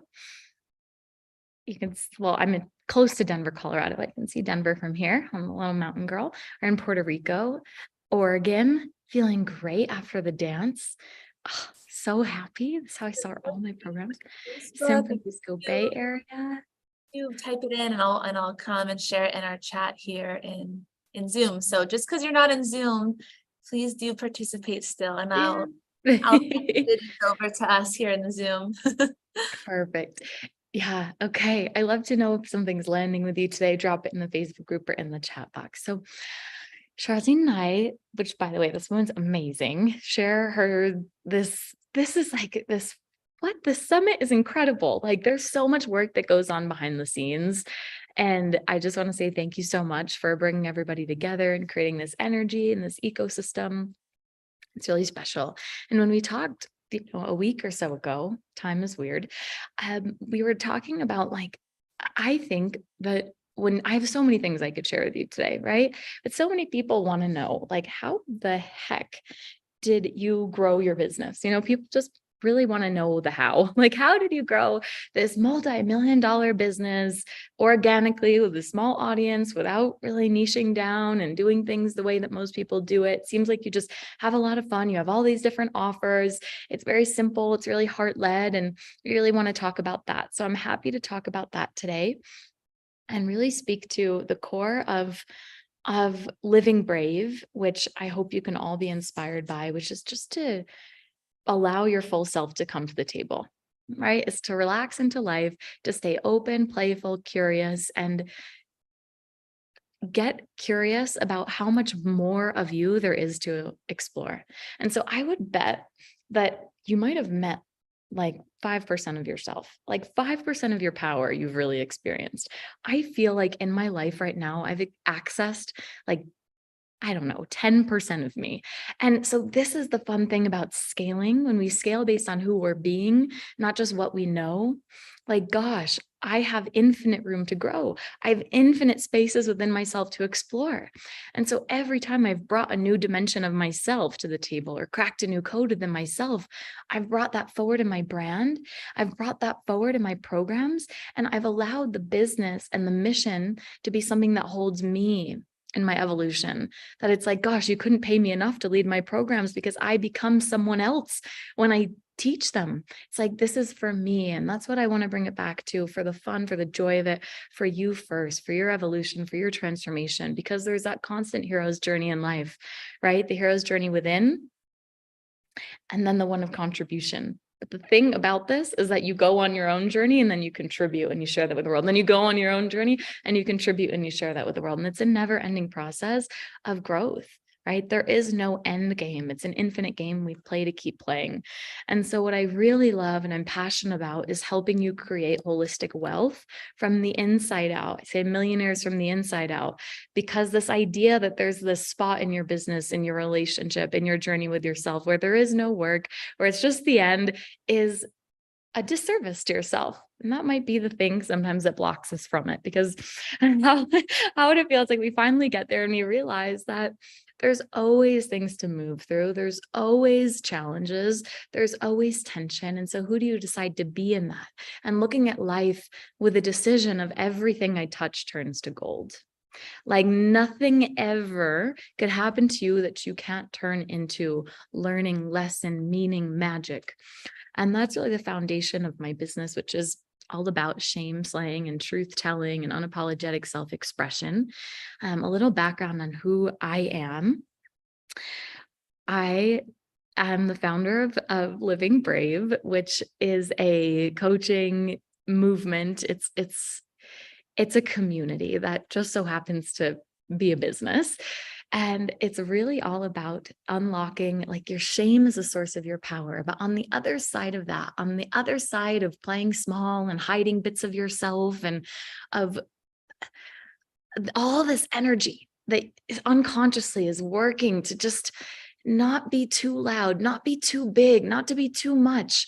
All the secrets that you hold, all the what if they find out, all of the imposter syndrome that you might not even know just how much energy all of that is taking from you.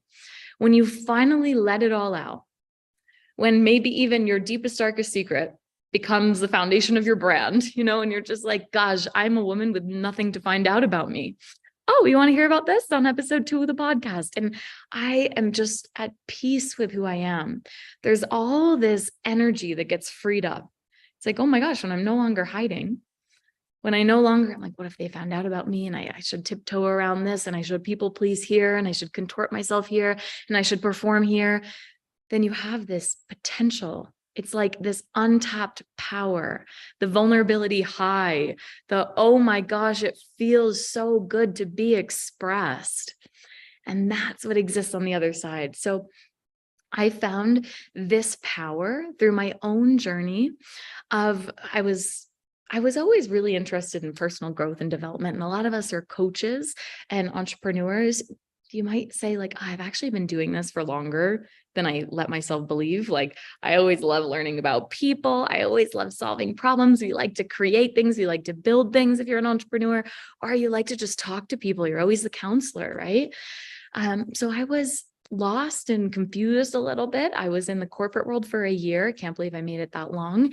And I quit the corporate job. I went, did the cliche thing. Cliches are cliche for a reason. It's a brilliant idea someone had hundreds of years ago that people just keep doing because it works, So I went to India, got my teacher training, and I was freelance writing, and I had 7 side gigs at one time, I was writing for this kind of sassy blog here, and I was doing freelance business markets here, and I was teaching yoga and living in places called like the Crab Shack in Nicaragua with a bunch of surfer dudes.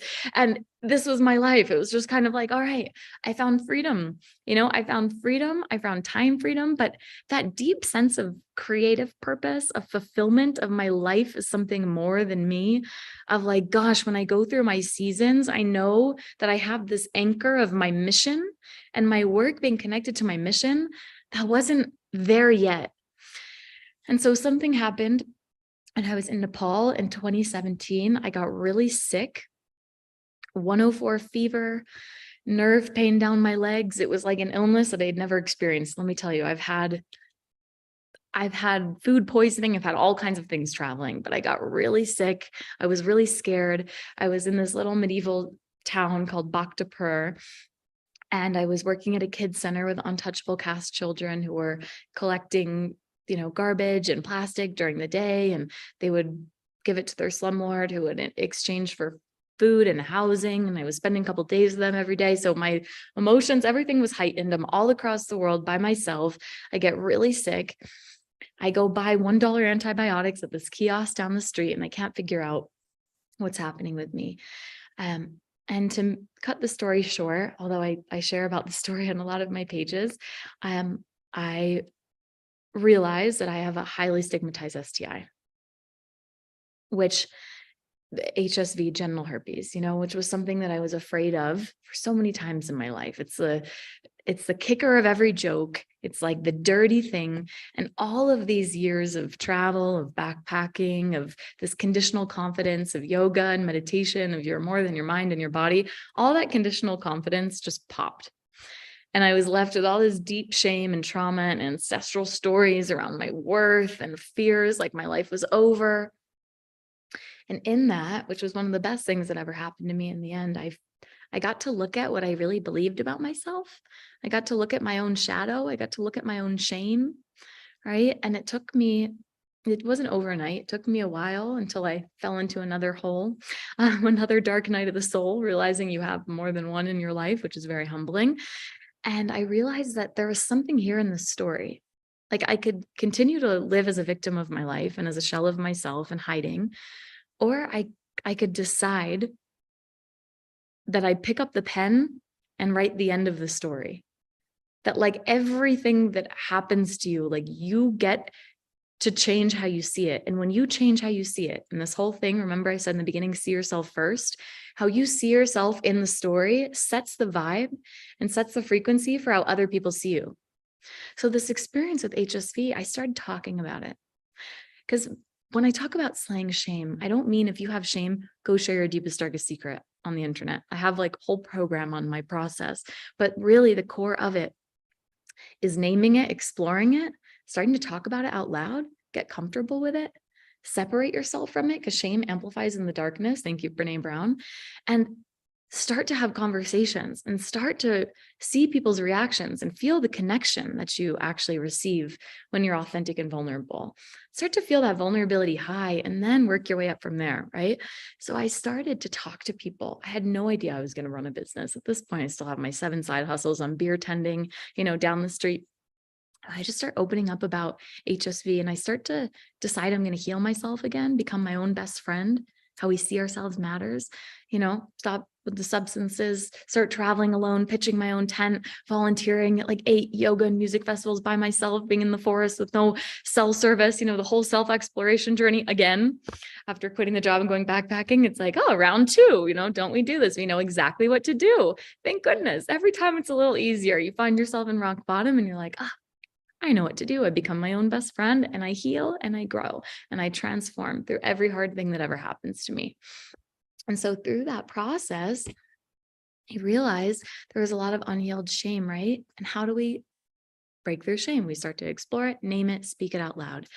Through my journey, I decided that I wanted to create something, a podcast. I was just going to pop if I didn't share my truth with the world. But before I could share the podcast, I wanted to practice.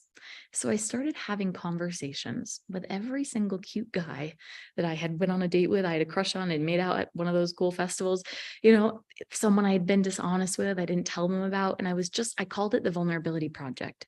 It's like, I'm going to practice being vulnerable, being seen, doing this scary thing. And here's the thing about bravery. It's scary. It's scary. Bravery, when my clients say, I'm scared, I'm like, okay.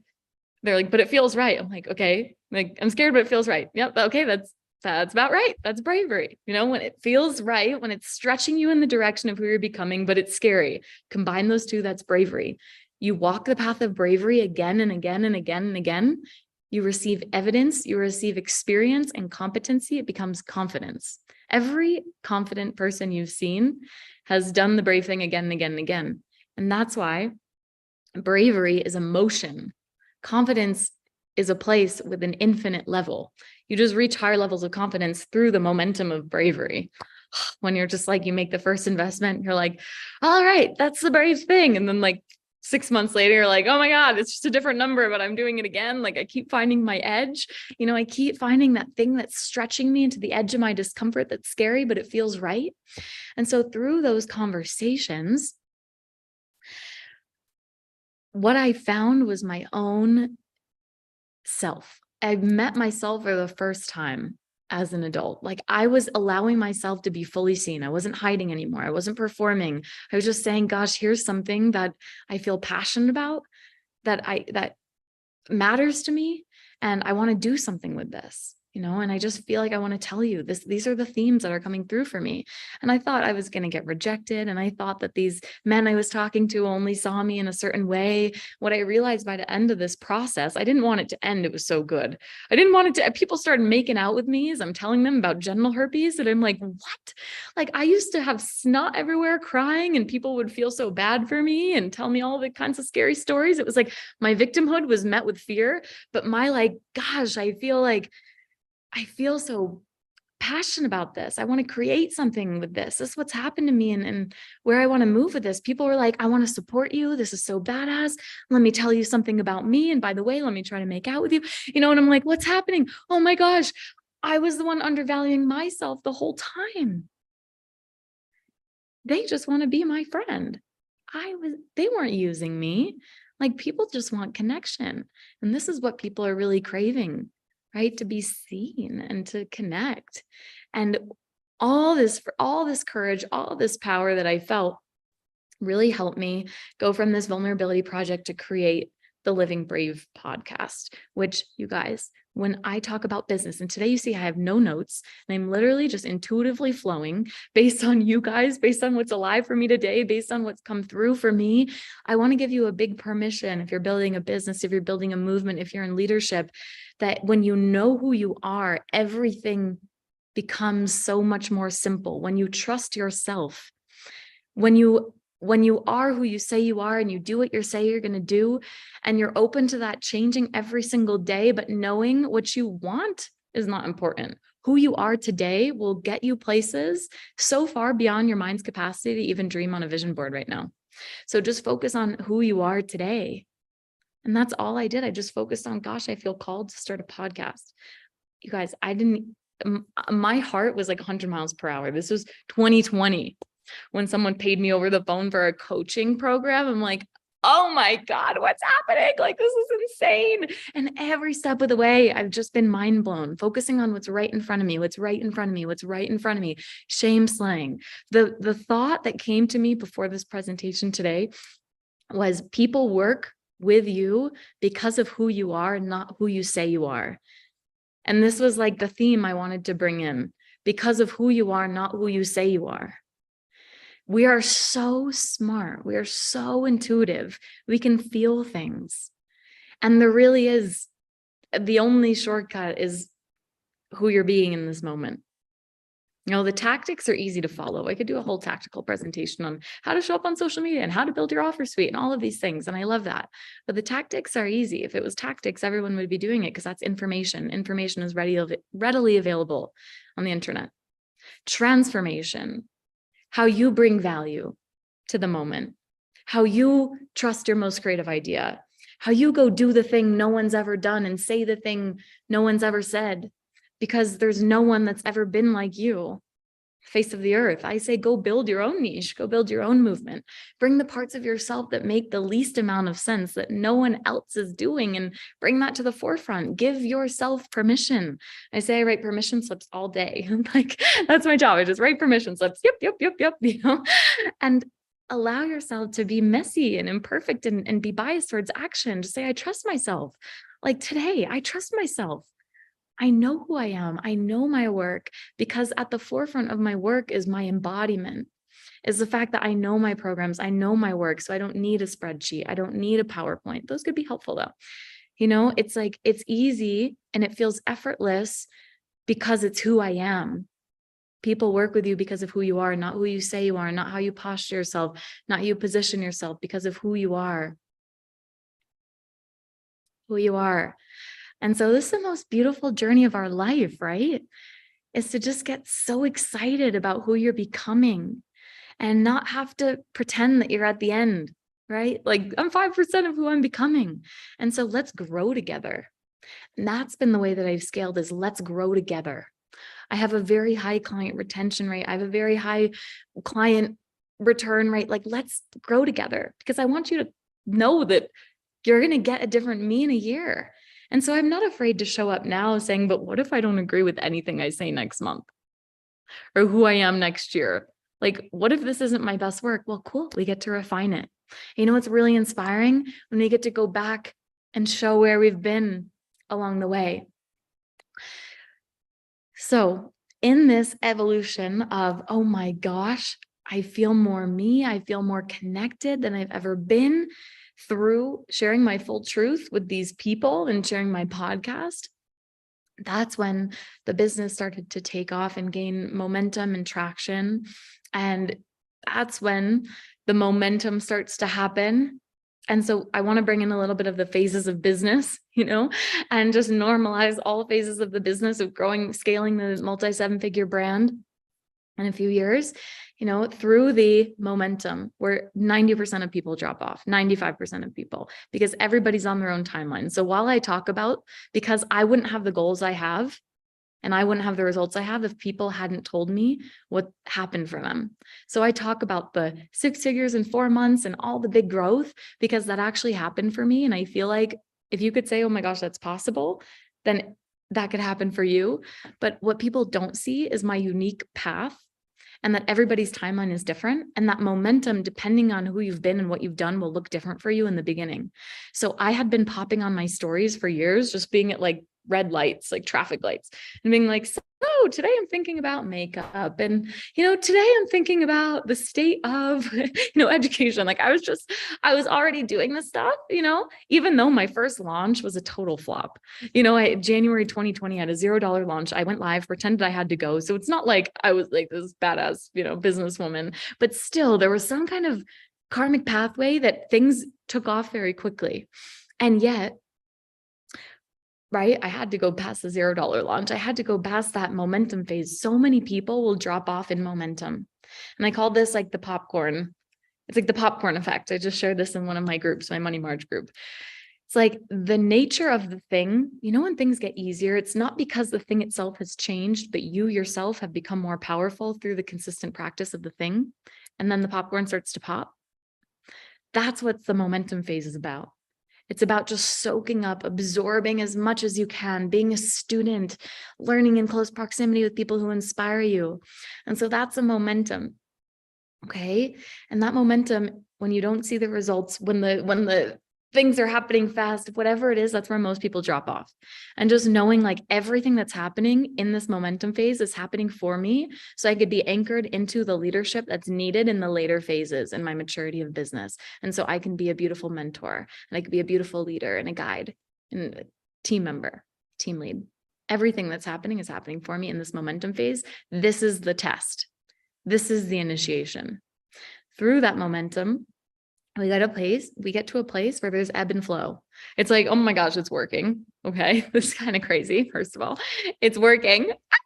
Okay. Then we go through ebb and flow and ebb and flow and ebb and flow. And this ebb and flow, where pain point marketing tells you that you should just be having your biggest month forever. And that like, it's just, if you're not seeing consistent results, here is the secret program. But every business and every industry knows that it's cyclical.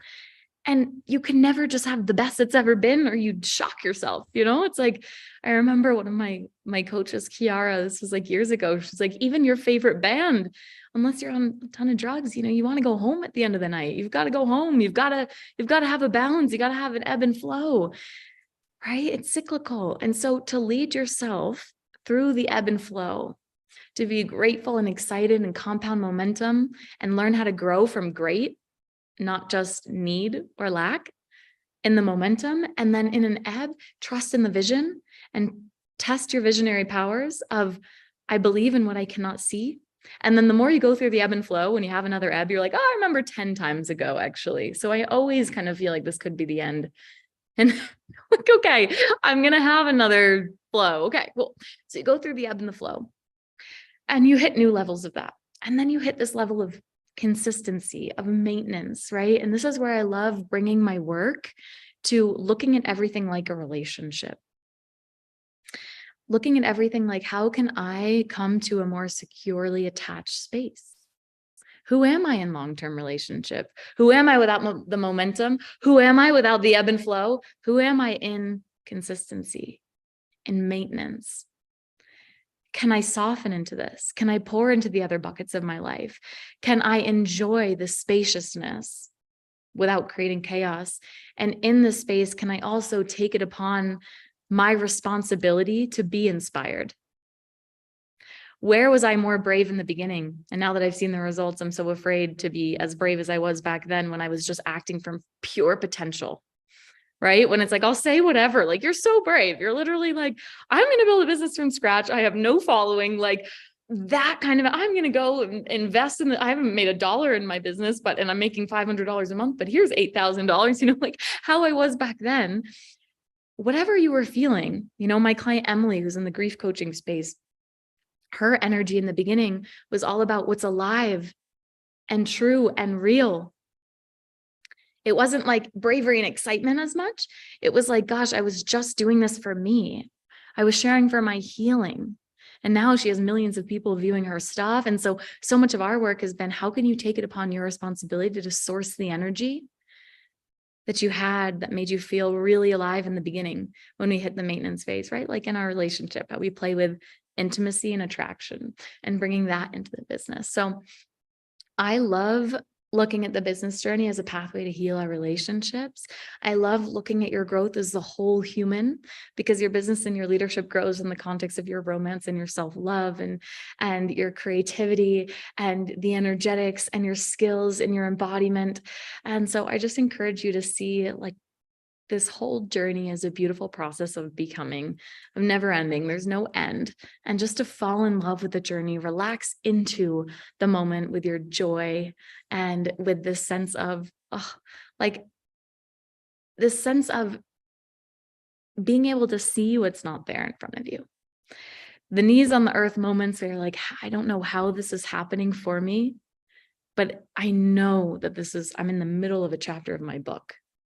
And that's led me through every hard thing. Living Brave has helped me through every hard thing, knowing that I'm not just living for me, but I'm living for this movement that's bigger, and all of you that I'm meeting today and all the people you've yet to meet. So I'm so excited for all of you that are here. I'm so excited for the people who you've yet to impact, and to continue to meet you all over the internet and see what you create from this, to see how this session is landing with you. I know we have some time, so we can jump into any kind of questions or reflections you have or breakthrough moments. And I think it goes without saying, like, connect with me on social media, and I'm on Instagram and all the places. There's probably opportunities to talk about that.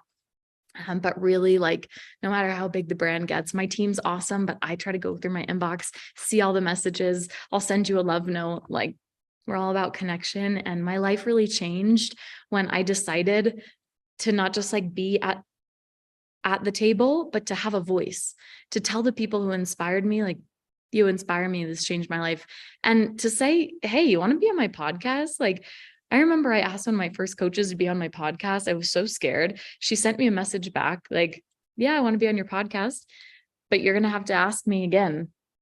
I was like, oh my God, like, you're going to have to ask me with power. You're going to have to ask me like an equal here. And so we're all equals here. And it's just really cool to be able to like connect with you and, me, anybody else in this presentation, like, connect with them, get up close with people, be a part of the community, have a voice, talk in the chat. Like that will change everything for you. Yeah. Will change everything. I mean, there's two things just in this last bit that you said that's really powerful. One is that you can only ever really receive what you give. And so how you're bringing yourself forth and what the energy that you bring forward to any space. Like if you go into a room, a training room, let's say, already expecting, being cynical that it's gonna, like, why am I even here? You're in that energy versus I know that I'm here because I'm going to receive the answer to exactly the question I had right now. And the thing is that if you have an intention of knowing, you will actually, even if the person's talking about a completely different content or context, in your listening, because it's in our listening how life arises. And the other piece is around being generous with your thankfulness. I talked about this on the first day, is like, actually what you give is what you receive. So not only the energy you bring forth and how much you participate, but when somebody moves you, when someone changes your life, when someone blesses you, to actually be generous with your thankfulness, your thanksgiving, because that is abundance. It really is. So I love that you just brought that piece. And, I think we have time for a question or two. I'm going to ask one. And then if anyone has a burning question, please put it in the chat and ask it. But my question for you, you shared so much goodness, but you said something really powerful about when we get into the more of the maintenance of our business, meaning that we have been growing, we're scaling, and it's so beautiful you brought this forward because I was sharing about this in the opening session, right? Which is that there is time to be like in this all in energy and building this momentum and fiery. And then there's this natural out breath where it's not about so much intensity, let's say. However, you want to keep following through and not lose the momentum and energy either, right? And you said something like being responsible for your inspiration. because sometimes there's these moments where it's it doesn't feel like this like passion that came through at the beginning. We're like, I have to create this, I'm birthing this. And sometimes that's not genuinely there, as if it's coming from outside of yourself. So say more about the being responsible for your own inspiration on those days and in those moments where it's not like you wake up like, I can't wait to be live today. I'm so excited. You're just like, but like, I don't really want to, but I'm say more about that. Yeah. Oh my gosh. I like have a post about this that I want to share with you guys. And I'm like, oh, I'll probably have to scroll too far. But deciding that we never, like, I wrote something in one of my mentors' communities the other day, just like blasting her work, just like how grateful I am. I'm leading a program with over 500 people in it. And I'm like, I'm just getting a glimpse of what it's like to even operate at this scale. Right. And in that, I have this thought like, wow, I am so grateful for my leaders are astonishing. They need more respect. And I could say, oh, I should write a really nice thing. Well, that's a nice thought. Or I know that who I am is a compilation of my actions, not who I say I am or who I think I am. It's who I am. So I'm going to go write that post. And in the post, I wrote, let's be the kinds of women we want to meet in the world. Don't ever ask for something you won't give. And that's what I mean. It's like, oh, I want my audience to be engaged. Oh, I want my business to be booming like it was before. Well, take the responsibility then. Either say, right now it's consistent and peaceful and I get to enjoy that and go to the spa. But if you want it to be like, then bring it. Like, decide that you're going to go get inspired, that you're going to be the magic. You want romance? Go romanticize your life. Go romanticize your life and then watch how the world meets you. You know, this is what I learned in my partnership. I love talking about love and relationships so much. I gotta create a program. But like for me, I wake up every day and I say, are you ready? It's like this thing my sister used to do as a kid. It's such a kid thing. Like, are you ready? For what? The best day of our lives. You know, like, are you ready? For what?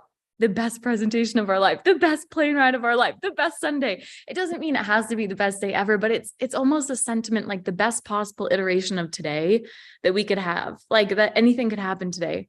And so I started saying this enough times. And then one morning I woke up and my partner said, are you ready?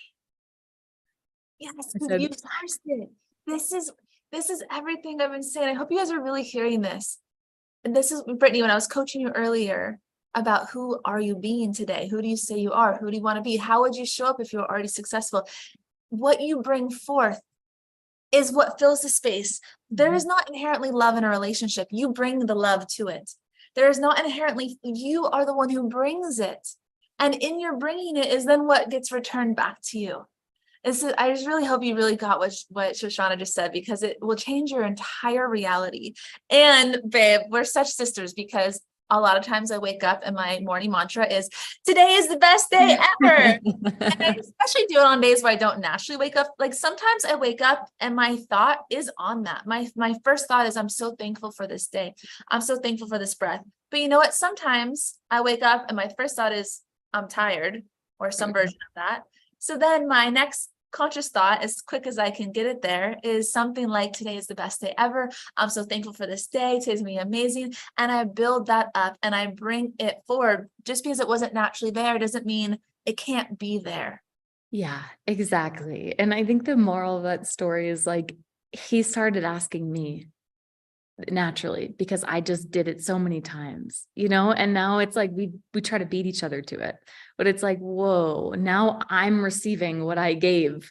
It's like I'm being reminded in every moment because of the energy that I brought. And, you know, so much of this, I feel like called to share this, like just saying it, but it works when you feel it. And yes, saying it matters, but you know, like when you feel it. And so many people ask me like my morning routines and my rituals. And I just want to be honest with you guys, I don't actually have a lot of rituals. And there's some days I start and I'm just excited to actually open my phone. I know it's like a taboo thing that like, you're not supposed to do that. But like, I do that because the practice is who you're being in your life. And so sometimes we try to like discipline ourselves to like joy and discipline ourselves to like, this is how I do my morning routine. Then I say this, then I do this.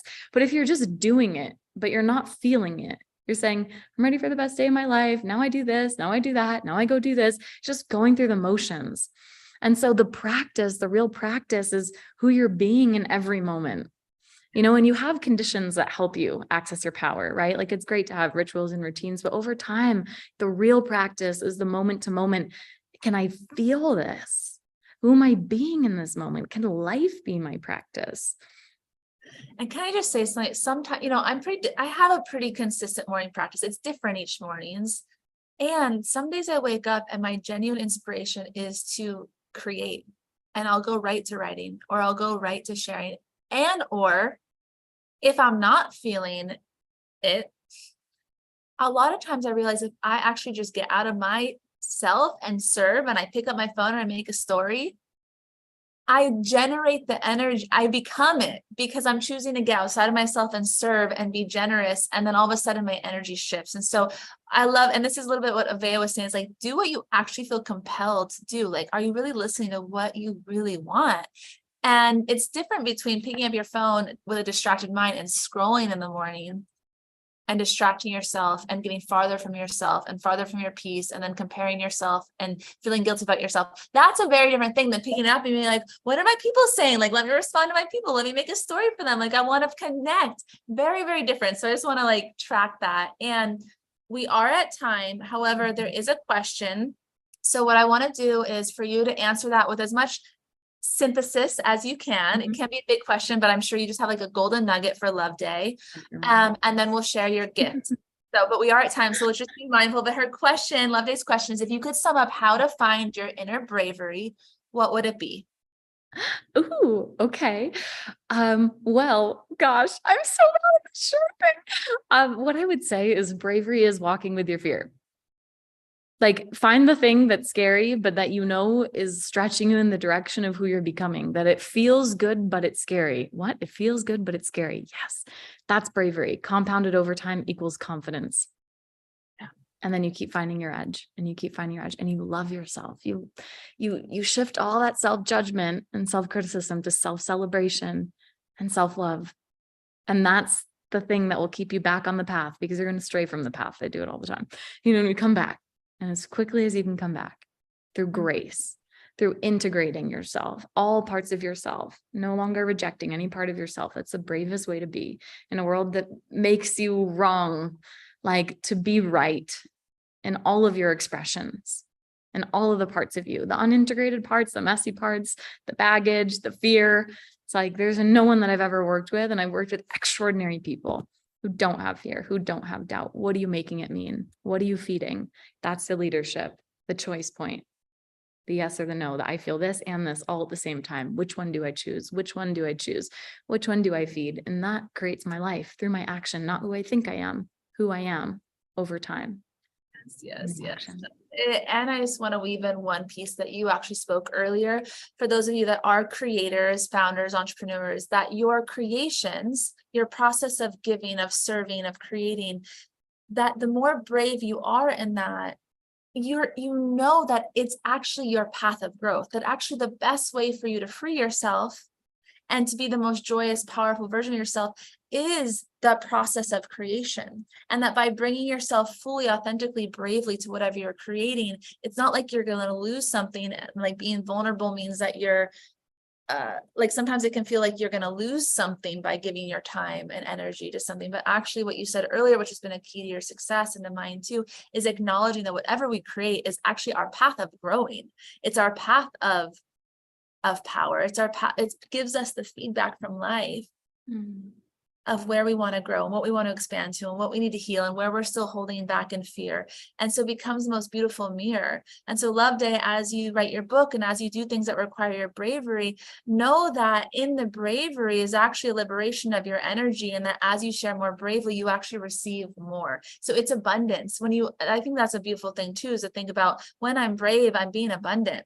Because when you're being fear, there's constriction, retract, like it's like you're clamping down all the energy. And so when you think about it, it's like, my bravery is not a scary thing so much. It's like, it's actually like an opening into abundance. So anyways, I know we could say so much more. There's so many juicy nuggets, and I love that you just took the conversation and dove in with a beautiful transmission. Thank you so much for being here, for who you are, for modeling bravery. I absolutely love you, my soul sister. Just so thankful. I know that everyone received a lot here, and you have a beautiful gift for the women here. I believe it's for women, right?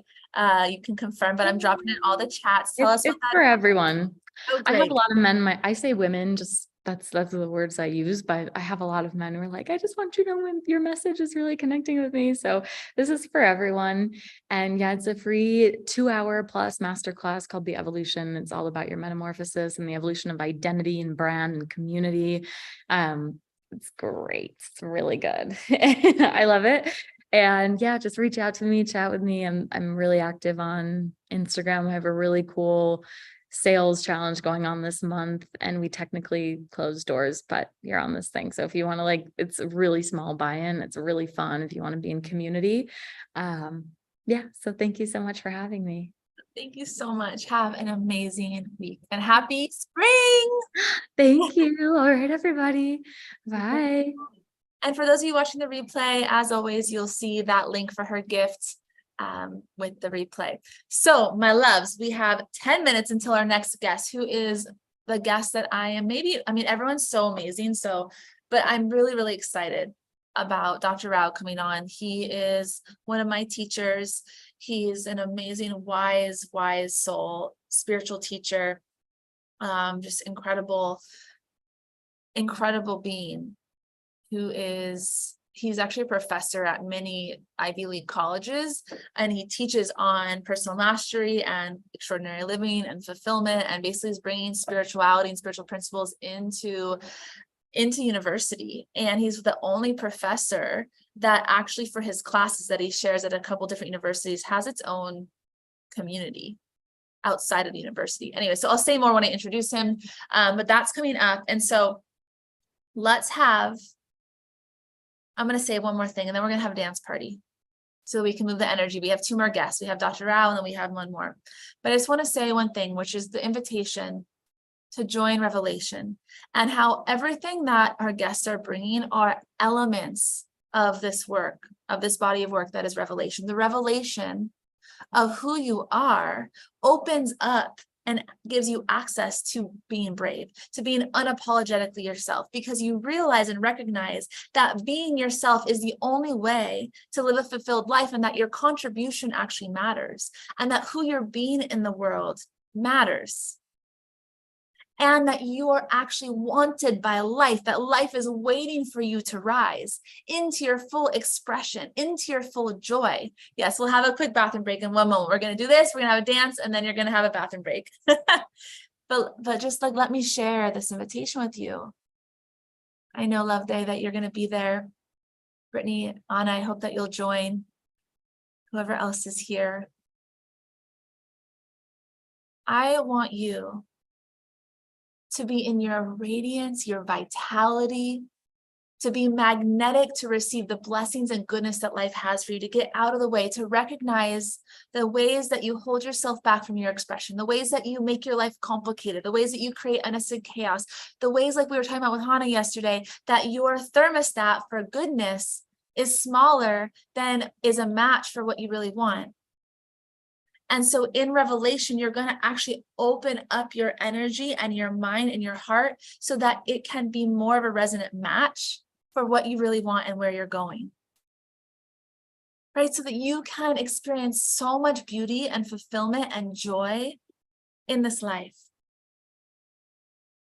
So that you can become a person that you're inspired by.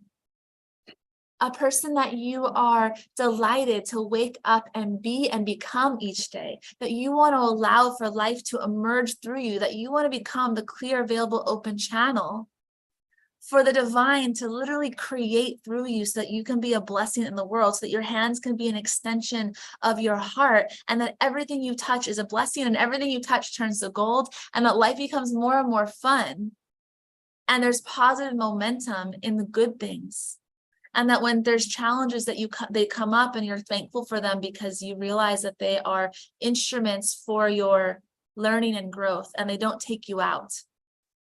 Okay, so this is what revelation is all about. This body of work and this experience that you're going to be going in a much more integrated way than we are here. Right here is a lot of wisdom coming, but we're going to be in community. There's going to be live practices. There's going to be inquiry. I'm going to send you out on some challenges and experiments so that you can practice being expressed and brave and living as the divine being and your divine identity that you are, so you can experience real-time transformation and growth during that week together. Okay, right? This is more of a like, here is a bunch of opportunities to expand your mind. But when I host a container where there's a commitment, and we're really in a journey together, it has a transformational arc and we're really together in it. And you're going to get to connect with each other and meet each other and be with each other. So that's my invitation to you for revelation. I'm so thankful our next guest is here. But Dr. Rao, we are going to just take a quick break because we've been going and I want everyone to feel fresh and really present for when we are live with you in just 5 minutes. So my loves, I'm gonna play 2 songs. If you need to go pee, go pee. If you don't, please stand up and move your body. Get your blood flowing a little bit, move your physiology. So I'm gonna pause my video. We're gonna start right at the 30-minute mark, so don't go far, but do uplift yourself. Okay, bring energy alive. Because if we sit too much, we stop the energy, it gets all stuck in our spine, it doesn't flow to our brain, and we can get tired. And I want you to end this day actually feeling great. So go to the bathroom if you need to, but if not, get up and move so that we can have an extraordinary conversation with my beloved. I consider you one of my teachers, Dr. Rao, so I'm so happy you're here. And we'll be right back, everybody.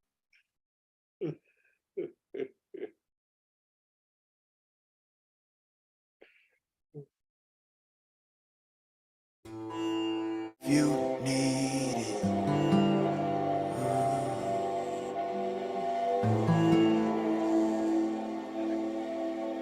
People, don't forget to stand in power.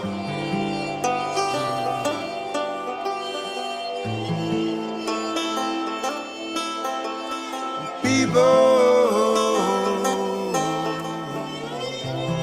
this may be the final hour.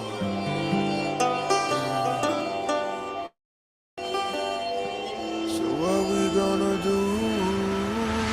All above the sky now, I can only see red. If we gonna survive now, better find a new way. Evil gonna break down now. We about to build up, call it on a new sound now.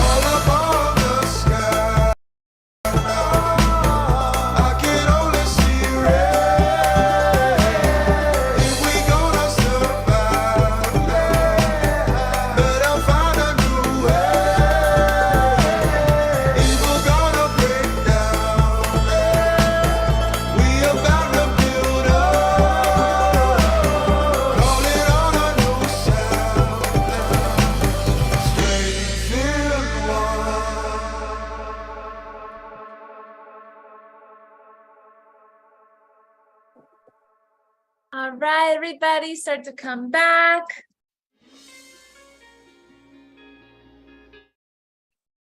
Wherever you are watching from, come back, come back. We're about to get started with our next guest. Okay, Facebook, YouTube, Zoom. So great to feel you all and be here with you all. And I just want to acknowledge this post from you, Sarah, on YouTube around Shoshanna's share. And she says, from hearing your story, it made me realize that I have not been fully myself when it comes to my business. Starting today, I'm going to start living brave. So be it. Beautiful.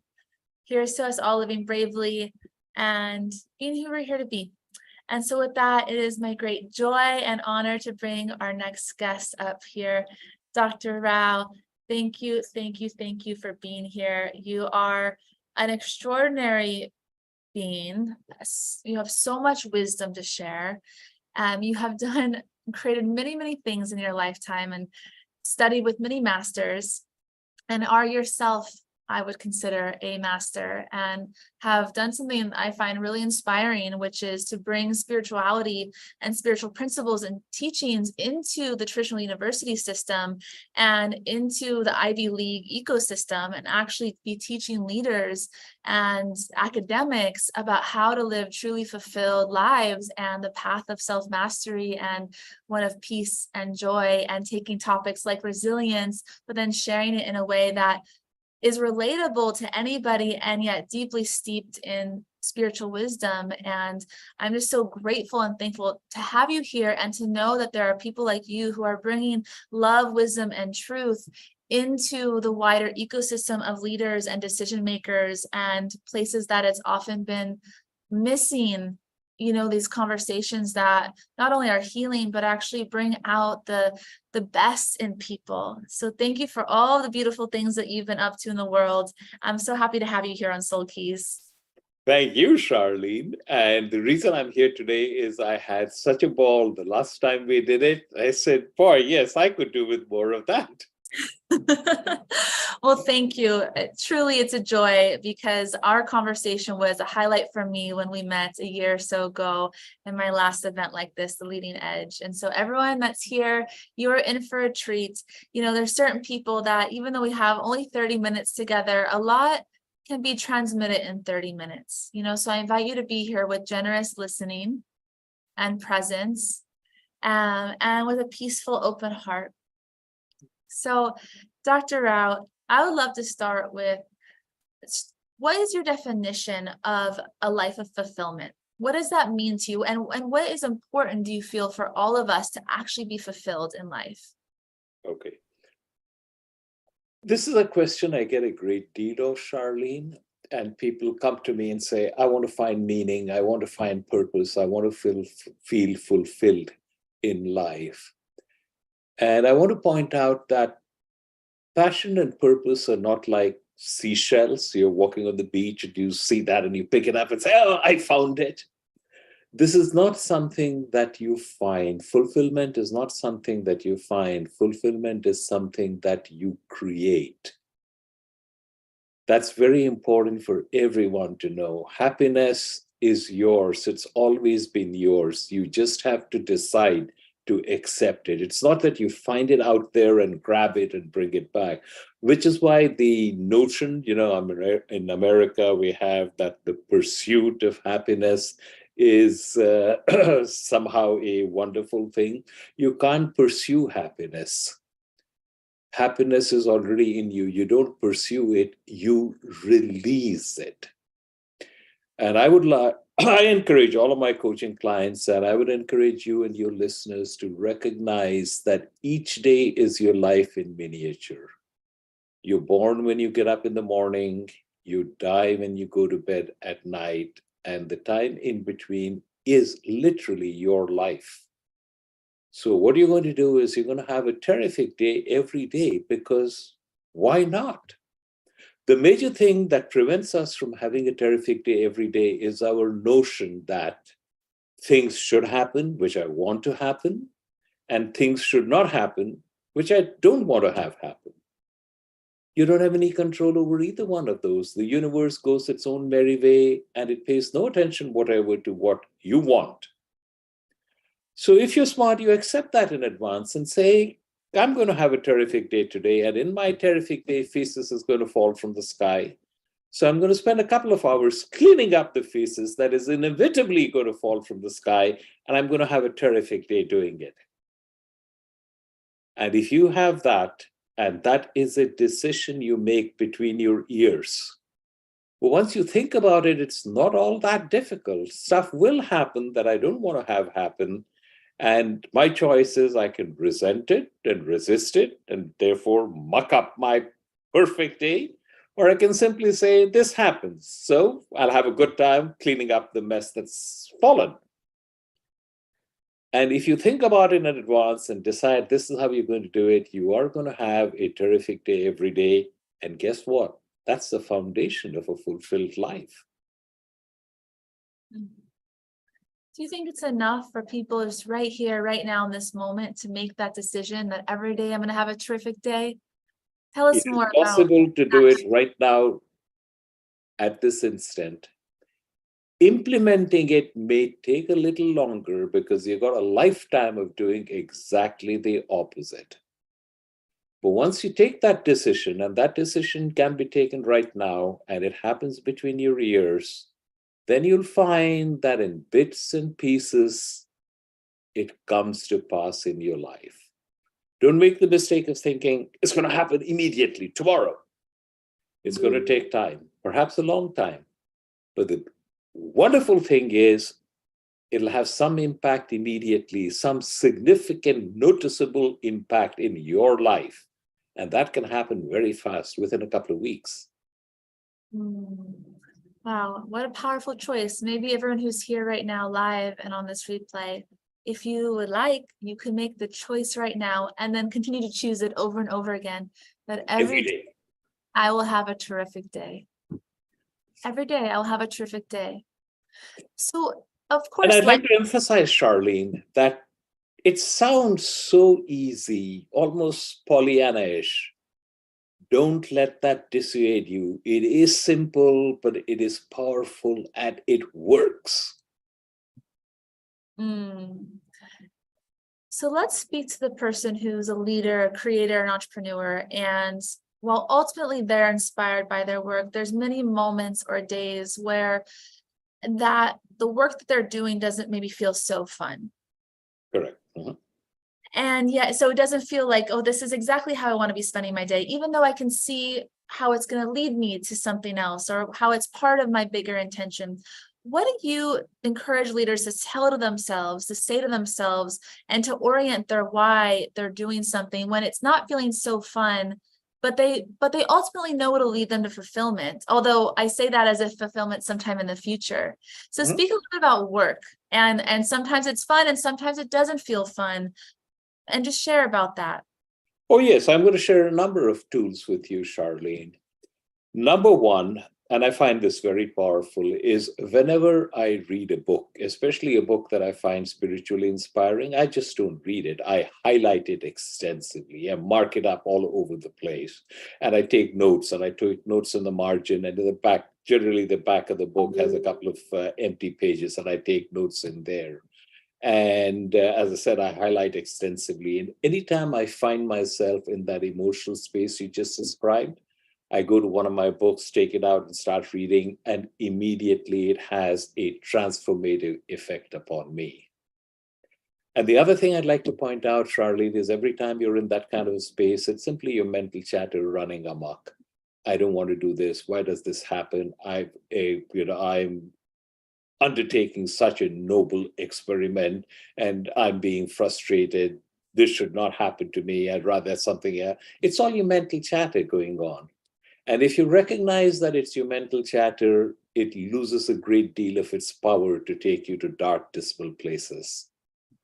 And if you ignore your mental chatter and you actually start doing whatever it is you're supposed to, and you put all your attention there, you'll find that the work ceases to be unpleasant.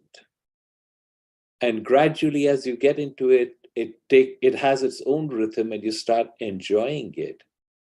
All of the ills that you pointed out are basically a consequence of your mental chatter arising and grabbing you. Now, you must understand, Charlene, that mental chatter is not the enemy. Mental chatter just is. It's like you go out on a sunny day, you lie down on a grassy patch, and you look at the sky, and there are clouds in the sky. You take a nap, and 20 minutes later, you get up, and those clouds are gone, and there are fresh clouds in the sky. Mental chatter is like that. They're like clouds in the sky. They exist. The problem is not that you have mental chatter. The problem is that you identify with your mental chatter. And when you do, they grab you by the throat and take you to horrible places where, why do I have to do this? I don't want to do this. The world is against me. Everything is going wrong. My customers are not paying.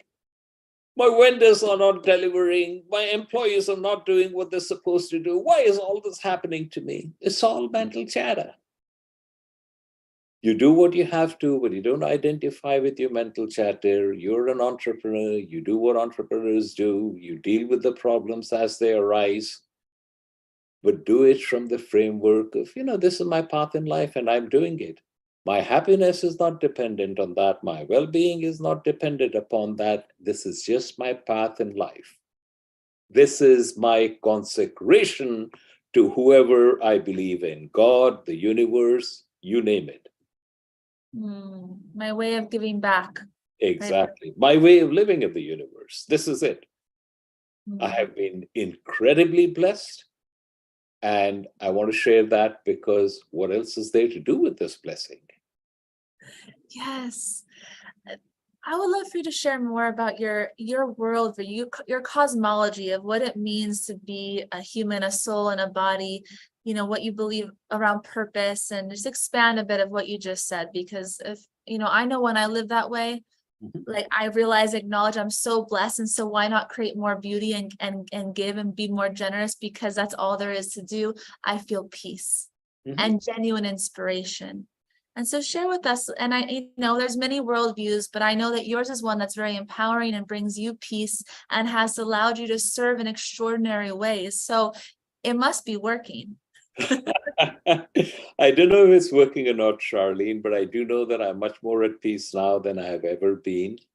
And my view of the world is that I don't exist. We all think I'm Charlene and I run this very popular podcast and lots of people are out, and I'm Sri Kumar Rao and I'm executive coach and I coach entrepreneurs who are very successful but also have a spiritual bent. These are all stories that we tell ourselves. That's not who we are. Who we really are is pure awareness, spirit, if you will. And that's all there is. And there is no Charlene spirit and Dr. Rao spirit. That again is more stories we tell ourselves. There's only the one spirit. And we are all it. And the entire purpose of our journey on this human plane is to recognize that we are this one spirit and there is only one spirit. And we're all one in that way. Now, that is not our felt reality. Our felt reality is that we're all different.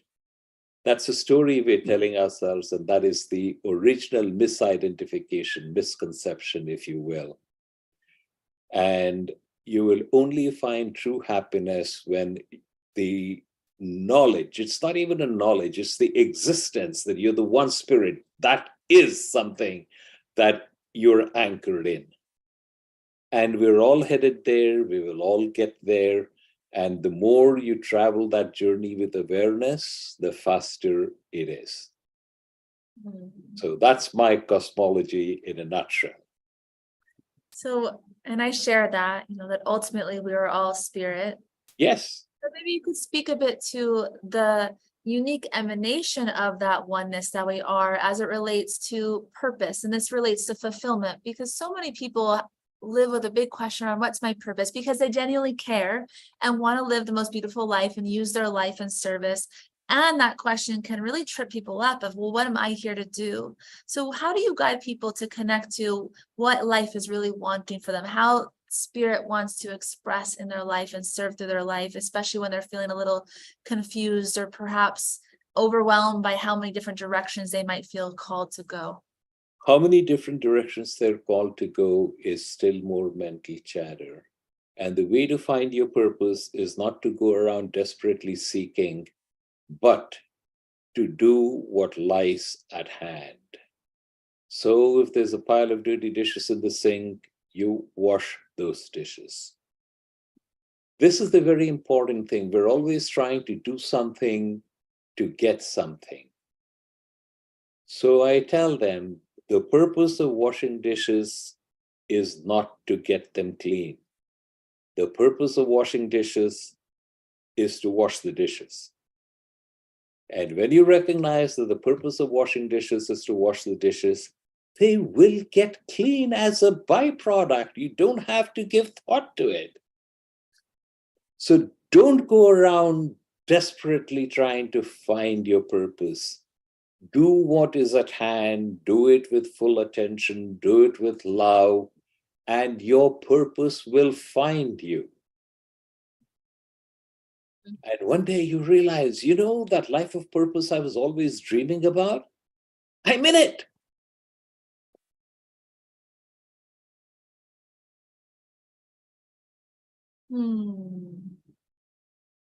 You said something powerfully there, which is that most of us are doing something to get something, as if there's something in life to get, which to me is a byproduct of our belief in scarcity and not enoughness or separation, that there would be anything even to get. But it's very deeply wired in us. And so how does somebody start to operate in life without trying to get something by what they're doing? That is extraordinarily difficult to do, Charlene, because our entire society is organized against it. You've got to have ambition. You have to go out and get this. You have to set goals for yourself. You have to work hard to achieve your goals, and so on. And we're constantly stressed to obsess about the destination. The problem is that when you're obsessed about the destination, you miss the journey. And the journey is the only thing you have. The destination is a dream, a mirage. You get there, you tarry a few minutes, you're off someplace else. The journey is with you always. It's the only thing you have. So when you're obsessed about the destination, you miss the journey. And that is a sad commentary on our civilization and the society that we have built up. Now, setting goals is important only from the perspective that setting a goal establishes the direction in which you want to go. Once you've established that, forget about the goal. Pour all of your emotional energy into what are the actions that we have to undertake in order to get to our goal. Because the mistake we all make, Charlene, is we think that the benefit of setting a goal and trying a level hard to achieve the goal is achieving the goal. Not so. The benefit of setting a goal and trying your level best to achieve the goal is the learning and growth that happen in you and to you as you try your level best to achieve the goal. If you actually achieve the goal, that is a bonus. Be immensely grateful. If you don't achieve the goal, the learning and growth have already happened. So you're ahead of the game. It's a no-lose proposition. And then each day is a blast. So you don't think about tomorrow. You know, that's what it says in all the holy books. Give no thought to the morrow, because what you need for the morrow comes to you on the morrow. Can I read a selection to you? Absolutely. Let me get it. Please do. And as he grabs this book, similar to him, if my mind, my monkey chatter gets the best of me, I have some books or some teachers that Here is something which is very, very, very powerful. And I'll just read that to you. Listening, Charlene? I am.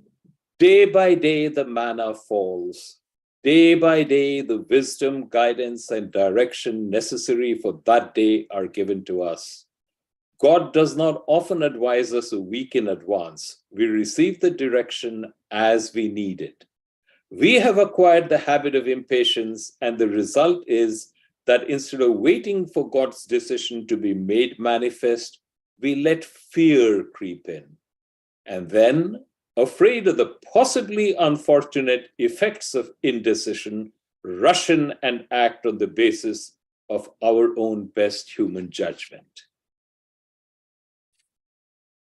But if you truly ponder, that's what I mean when I say, whenever you're feeling emotionally down, go, that's a passage that I underlined probably decades ago in one of the books I was reading. And you recognize that day by day, you do receive the direction that you need. And if you can calm your tumultuous, turbulent monkey mind, you'll find that you do, in fact, get the guidance you want. Mhm. And all of the haste is taken out of your life. I always say, and I'm practicing because I forget sometimes, that God tells me on a need-to-know basis. Exactly correct. And yet I can see for myself, and I know I'm not alone, the feeling that I need to make decisions. And sometimes when it's not clear, I obsess over, well, I need to decide because I need to know where I'm going next month or what I'm doing. And so sometimes those decisions are clear because it's time for us to make them. Just anchor this in a little deeper for everybody and their monkey mind when they feel like they need to know, they need, and actually then the conversation when we're not making decisions, people can call themselves irresponsible, they're doing something wrong, there's something wrong with me, I'm not connected, all this other doubt creeps in. There's a doubt of the lack of decision, and then the meaning about not making the decision that can be a really intense downward spiral that leaves. Add to that one more thing. Did I make the right decision? Oh, I made the wrong decision. Well, that's for people who are on a more conscious path, that inquiry is that they really want to make the best decision for their higher self, which is very embedded in there's a right or wrong decision, which can lead to not making a decision. And even though it's rooted in a beautiful desire, it leads to all kinds of suffering.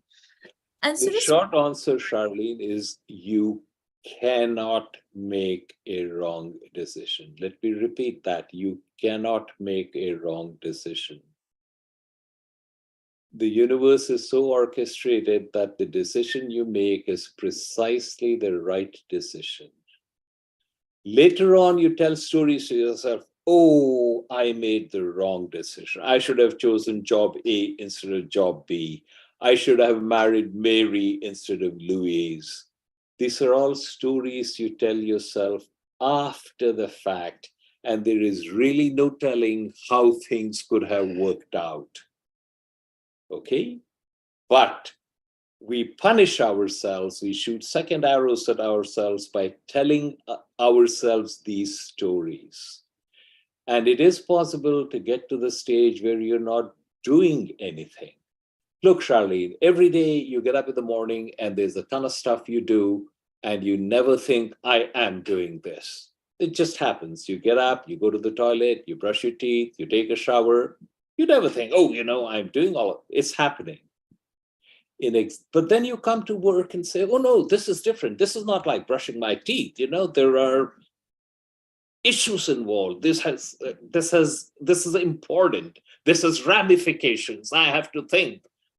No, you don't. That's a story you're telling yourself. It is possible that almost your entire life can be on autopilot where things are happening, but you're not doing it.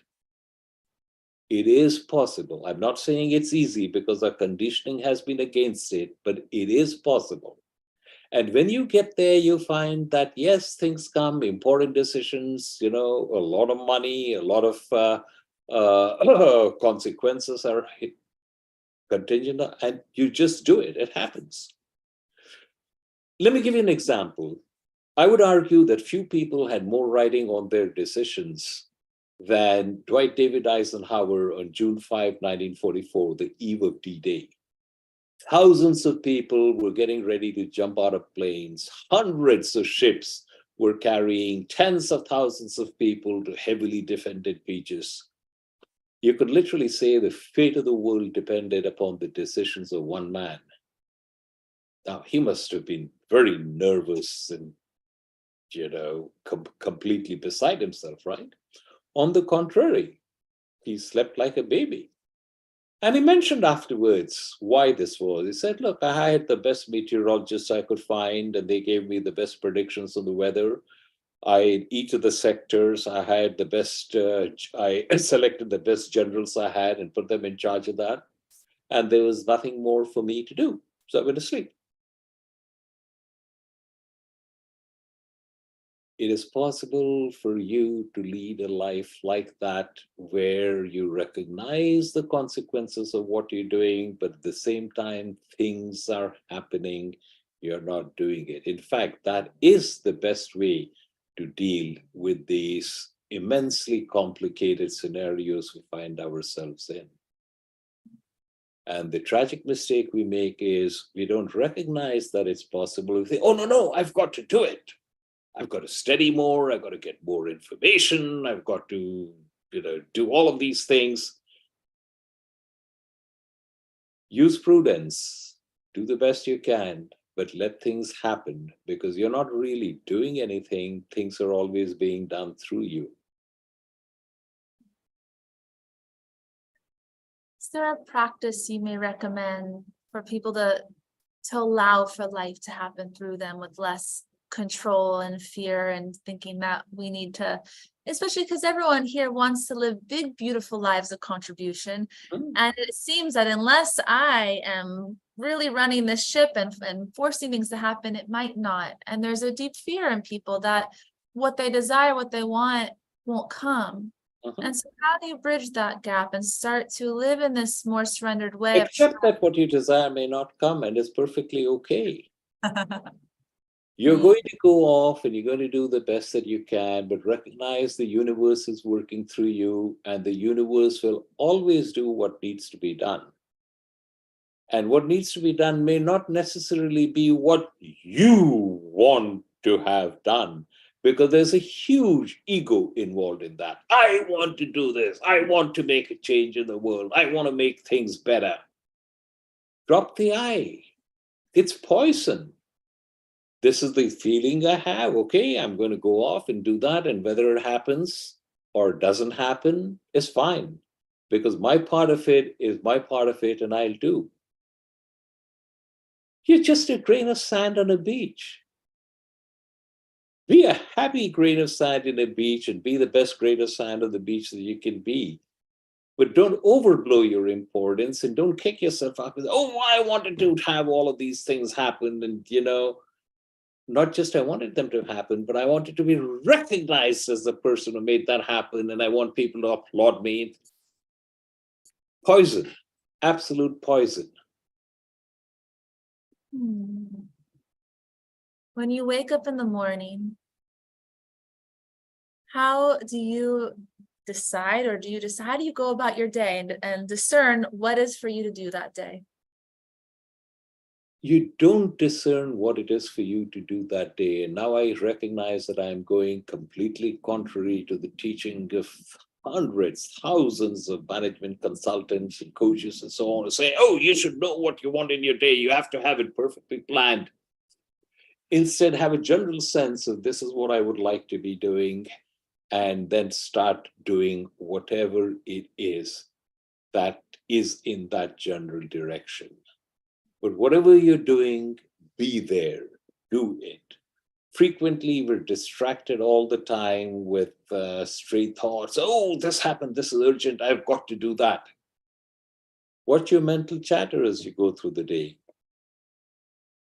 And my advice to my coaching clients is have one or at most two things that will really move the needle in your business, in your career, and those are the things that you absolutely get done.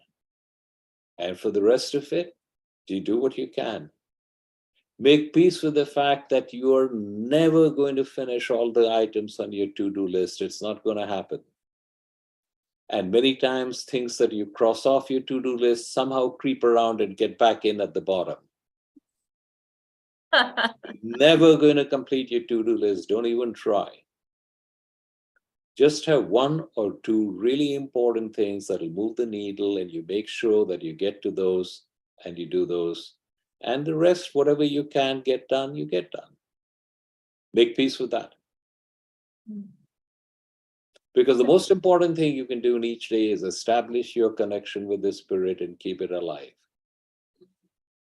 That's the most important single thing that you can do in your life.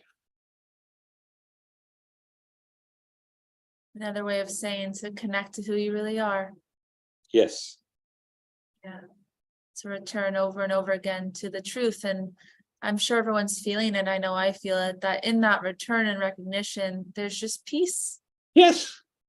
Because the important thing about the truth, Charlene, is that it sets you free.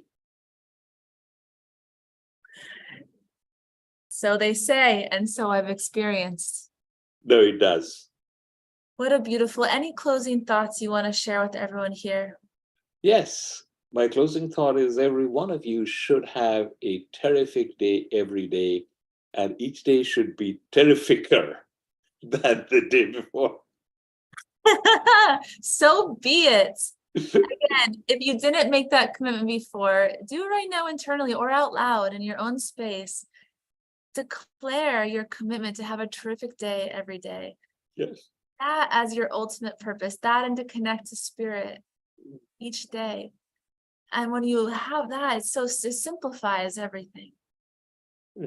Completely, yes. Yes. So, my friend, you have a beautiful gift for everyone. The happiness effect. Tell us what that is. I'm going to share it in all of our live streams right now, but please share with us what we can expect when we go to that link. Oh, I have a book, Happiness at Work, and that has many useful tips and exercises. And that book is a small extract from that. And if someone finds that they really like what's in it, I would recommend that they go to my book, Happiness at Work. It's available on Amazon.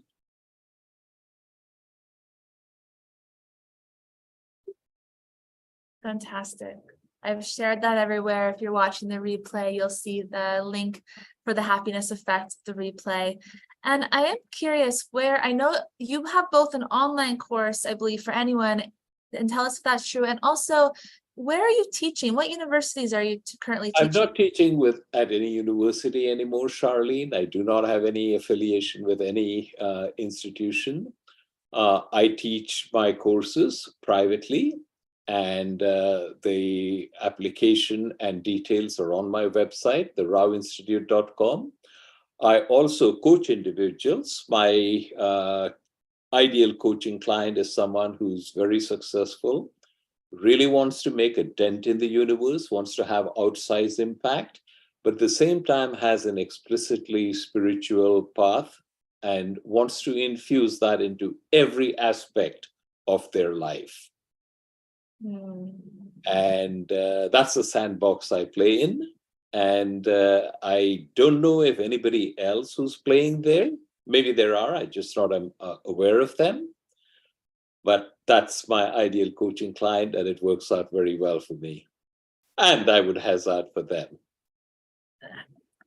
For us to wrap up, I'd be curious for you to just share one perspective or even practice. For I know many people who come into my world have that intention, that spirituality becomes the center of their life, that is now touching and infusing everything rather than separate. I'm spiritual over here, but my business is over here. What is one really important way to bring this way of living into business? The way to bring that into business is to recognize that there is nothing but God. Everybody who comes across your way is simply God in a different shape. Even that horrible customer who's constantly complaining and trying to hackle on price, even that is God. And the moment you recognize that, and the moment you revere that person as God in human form or whatever form is come, and what is there for you to learn? Because the universe is always there to teach you lessons. And the moment you learn the lesson, that situation dissolves and something else comes its place. And the sooner you recognize it, the better it is for you personally. So see God everywhere. That's the only thing that exists.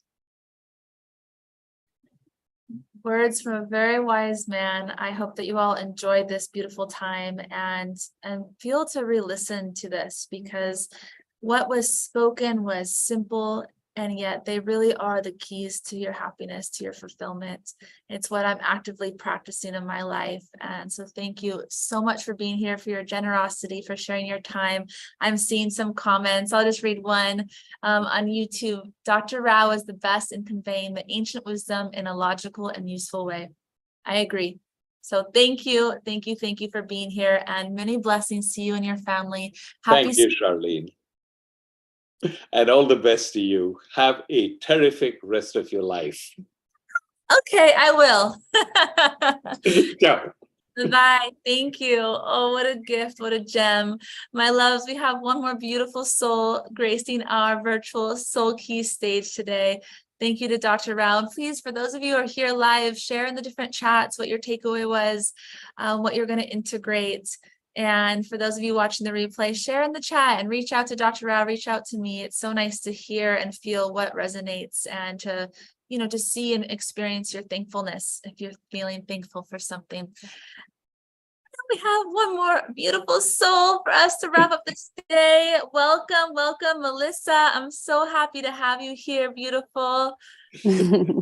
Such an honor. Thank you so much for having me. It's my pleasure and my joy, and something that I really acknowledge in you.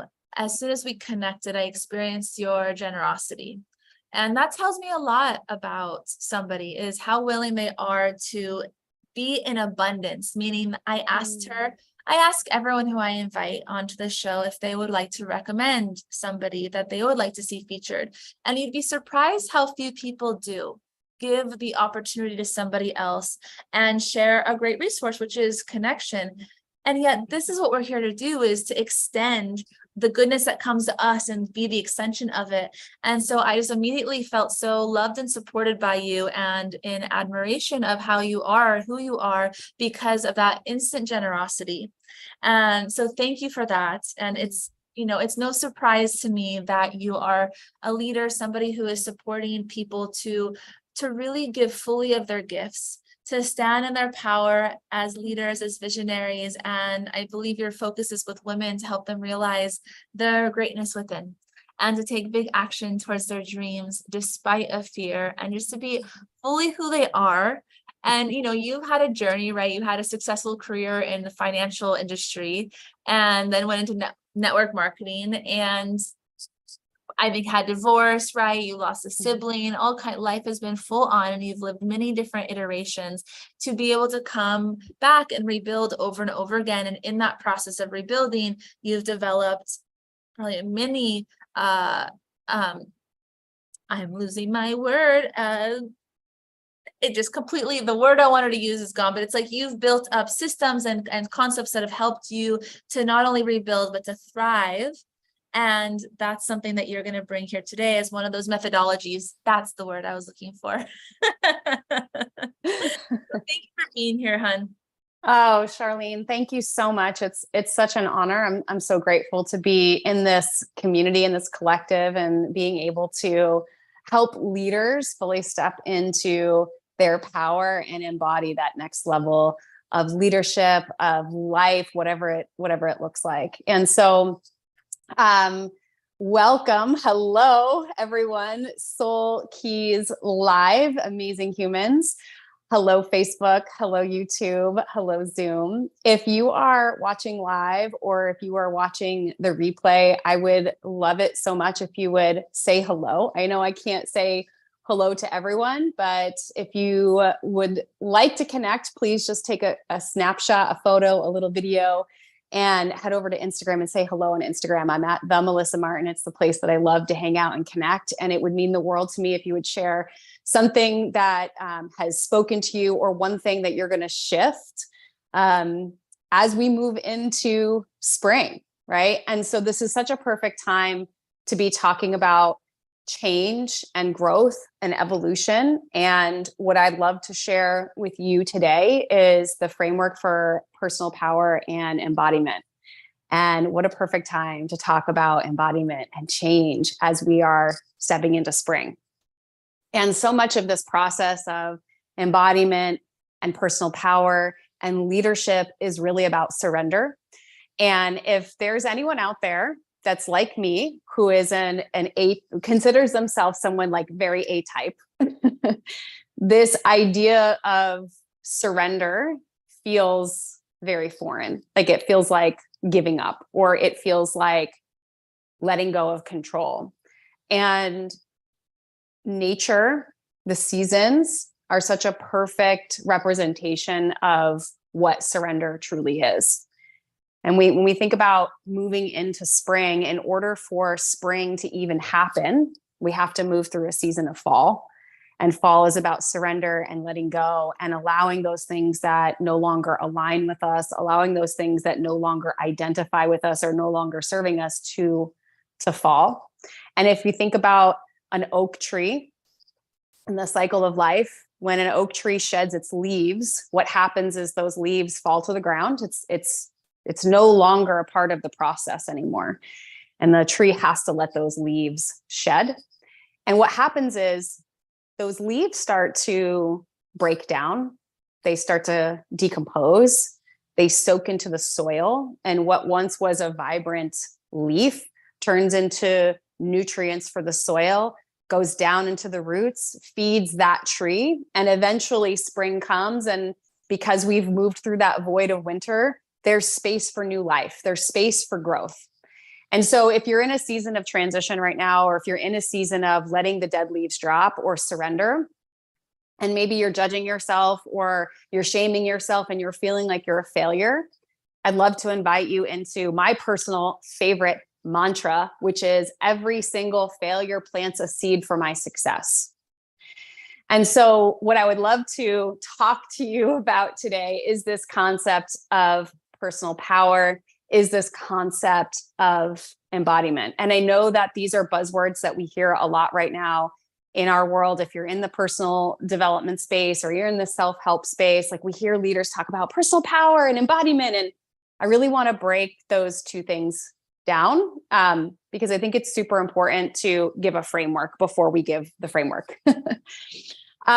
So when I think about embodiment, the definition of embodiment is something along the lines of like a physical representation of a thought or a concept or an idea.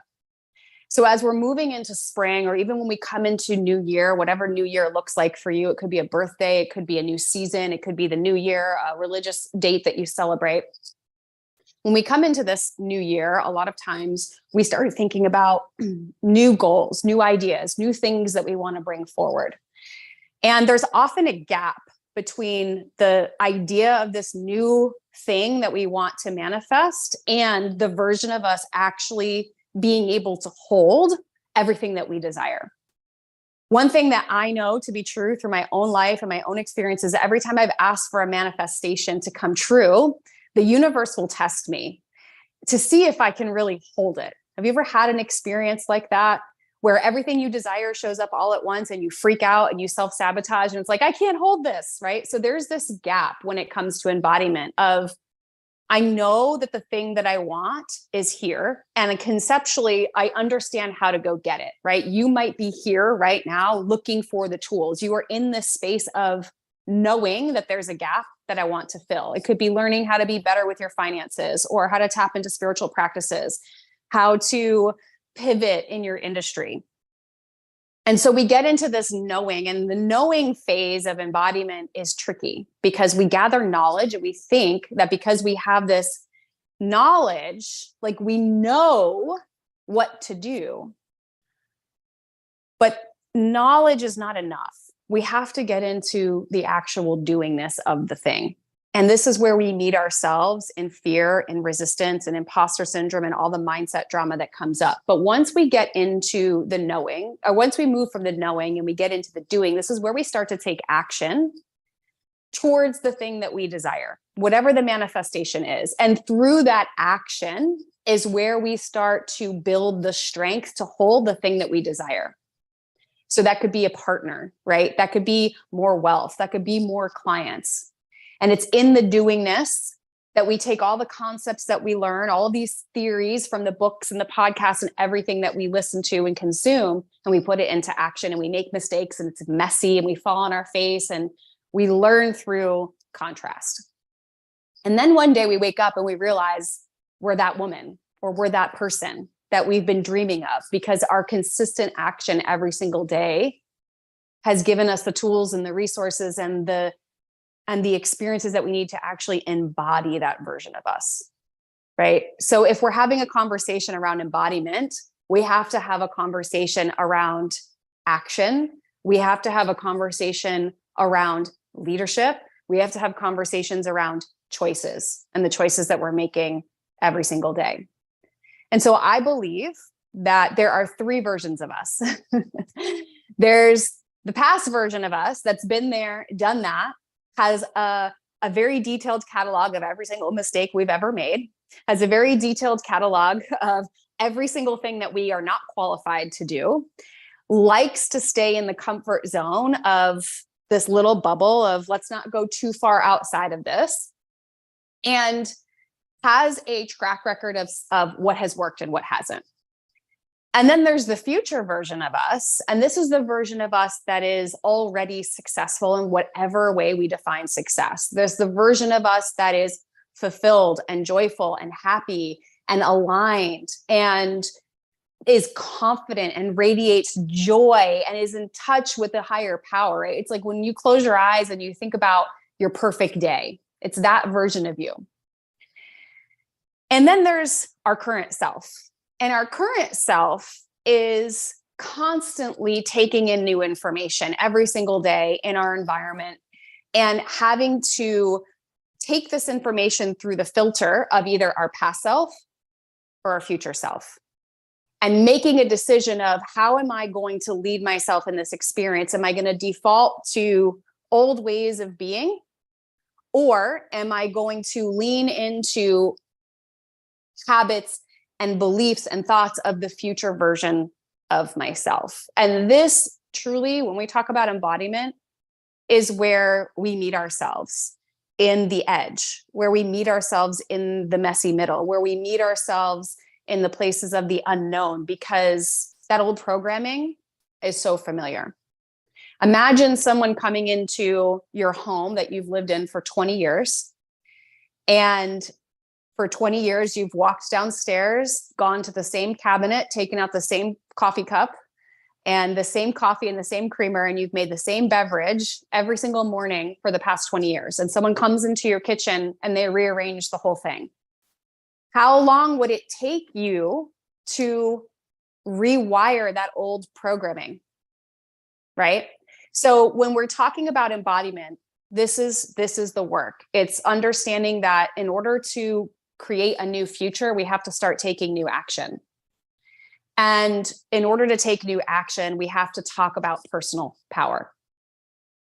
So I want to have a conversation around personal power and what the difference between personal power and circumstantial power is, because we can't talk about a framework for personal power and embodiment if we don't discern between the truth of personal power and circumstantial power. And so circumstantial power, it says that when everything goes according to plan, I can lead myself in my power. When I wake up 5 minutes before my alarm and my kids get off to school with no problems, and I hit every single green light on the way to work, and my boss just happens to be out that day, and I'm having a perfect hair day, and my coffee is the most amazing temperature, right? I'm good. My energy is good. My emotions are in check. If someone's being rude to me, it rolls right off my back. Everything feels great, and I'm riding high. And it's tricky because we think that we're kind of in the driver's seat, but all of this is based on circumstances outside of us. So when we talk about personal power, we talk about who are you being when the alarm doesn't go off in the morning, your kids are sick, your laundry didn't run in the wash last night, you hit every single red light, you're 5 minutes late for work, your boss is on one, you spill coffee down your shirt, right? And everyone seems to be like crushing it at work, and you're the one that's just falling behind. How are you leading yourself then? Personal power says that even when circumstances are not ideal, I lead myself. I respond to my environment. I don't react. People that are stuck in circumstantial power react to everything outside of them. They're in victim mindset. They're blaming everyone else. There's a million reasons why they can't do something. Those that are in their personal power lead themselves no matter what. Regardless of the circumstances, they are in their power. They are in control of their emotions. They know that when emotions are high, intelligence is low. So they have enough self-awareness to pause and take themselves out of a situation until they can come back with a clear mind. They recognize when triggers come up and how to hold themselves through it. So how do we shift from circumstantial power, where we're constantly reacting to our environment around us, and this high and low, this high and low, this high and low of constantly being stimulated in our nervous system from everything around us, to shifting into this place of personal power embodiment that says, regardless of my circumstances, I lead myself, I hold myself in my power, I'm making decisions and I'm responding based on where I'm going, not from where I've been. How do we get to that point? Well, I'm glad you asked. I happen to have a framework for that. So over the course of my life, something that I have become acutely aware of are patterns. I would say that one of my superpowers is being able to take things that are really, really complicated and break them down into something really simplistic. It's just the way my masculine A-type personality brain works. Like, I love the feminine creative flow and the meditation and all the things. But I'm always the person that's like, okay, that's great, but how do I do it? Give me a step-by-step, give me a framework. So if you're like me, you're going to love this. And if you're not like me, you're going to love it anyway, because it's going to give you a framework to move from the past into the future. And it happens to be an acronym for the word power. So this framework for embodiment and personal power is something that I've personally walked myself through time and time again. I've literally done it within like a 30-second experience. And I've also taken 6 months to walk myself through it. And what I love about this so much is that it is something that you can use whether you're navigating something really big or you're trying to shift something on a micro level. It really doesn't matter. The steps are exactly the same. And of course, when you're in the process of going through this, you don't always recognize you're in it. And like the great Steve Jobs says, you can't connect the dots looking forward. You can only connect the dots looking backwards. So as I reflect on my life and all the things that I've walked myself through and the major shifts that I have made in my life, this is the framework that I've been able to walk myself through. And as I said, it's an acronym for the word power. And truly, I wish that we could be together for like 5 more days, because I could go even more deep into these 5 keys that I'm going to share with you. It's something that I go a lot more deep into in one of my programs called The Shift. But I'm going to be able to share with you a free gift at the end of this. It's going to help you take a lot of what I'm sharing today and go deep into that future self. So what are the 5 steps to personal power and embodiment? Well, the first is we must pause and get incredibly present on what is here. I believe that everything in our life rises and falls on self-awareness. If we are asleep, if we are closed off, if we are not willing to look at the parts of us that have been running behind the scenes, then real change never happens. We have to have a level of self-awareness to catch our thoughts, to catch our patterns, to be aware of the operating system that's running. Otherwise, we are in circumstantial power, reacting to everything in our life. So the first thing we have to do is pause and get really present to what is happening, not only from the neck up and all the thoughts, but also what's happening from the neck down and what's happening in our body. We have been given these beautiful bodies with a nervous system and so much wisdom and intelligence for a reason. And at a very young age, we are so tapped in and tuned into our needs and our wants and our desires. And we're so unfiltered in expressing that. My best friend has a 7-year-old, and for anyone that has children, you get it, that children are the most perfect example of what it looks like to be embodied in their power, because there is no filter. And somewhere along the way, we lost this ability to really connect to what it is that we're feeling and what we're experiencing in our body. And so I've noticed and I've found in my own life, anytime I'm feeling frustrated or confused, it's because there's a disconnect between what my mind is thinking and what my body is telling me. And so when we take a moment to just pause and get really present with what is here, and we give it space to be seen and to be witnessed, it's like the doorway unlocks and the keys are being revealed to everything we desire in our life. And so this might look like a meditation practice for you. This might look like a journaling practice for you. This might look like driving in the car without the radio on and really getting quiet and present to what's here. Now, my invitation for you with this framework is to pick one thing in your life right now, one thought, one belief, one area that you're feeling challenged by. Because as we're going through this process of evolution and growth, it can feel like overwhelming because there's so many things that we want to focus on. There's so many things that we want to change. So my invitation is to pick one thing. What is the one thought that's been on repeat over and over and over in your mind? Or what is the one area of your life right now that's really causing you the most frustration? And just pause and get really present to what is here, what's working. This is some things that you can do with your journal. When you think about this one area of your life, it could be your career, it could be your romantic relationships, it could be with your friends, it could be with your business. What is the one thing, what are the things right now that are really working well? They're bringing you joy, you're excited about them, you feel like, okay, we're moving full steam ahead. And then what are the things that are causing you stress and anxiety, frustration, confusion, and really get present with those things.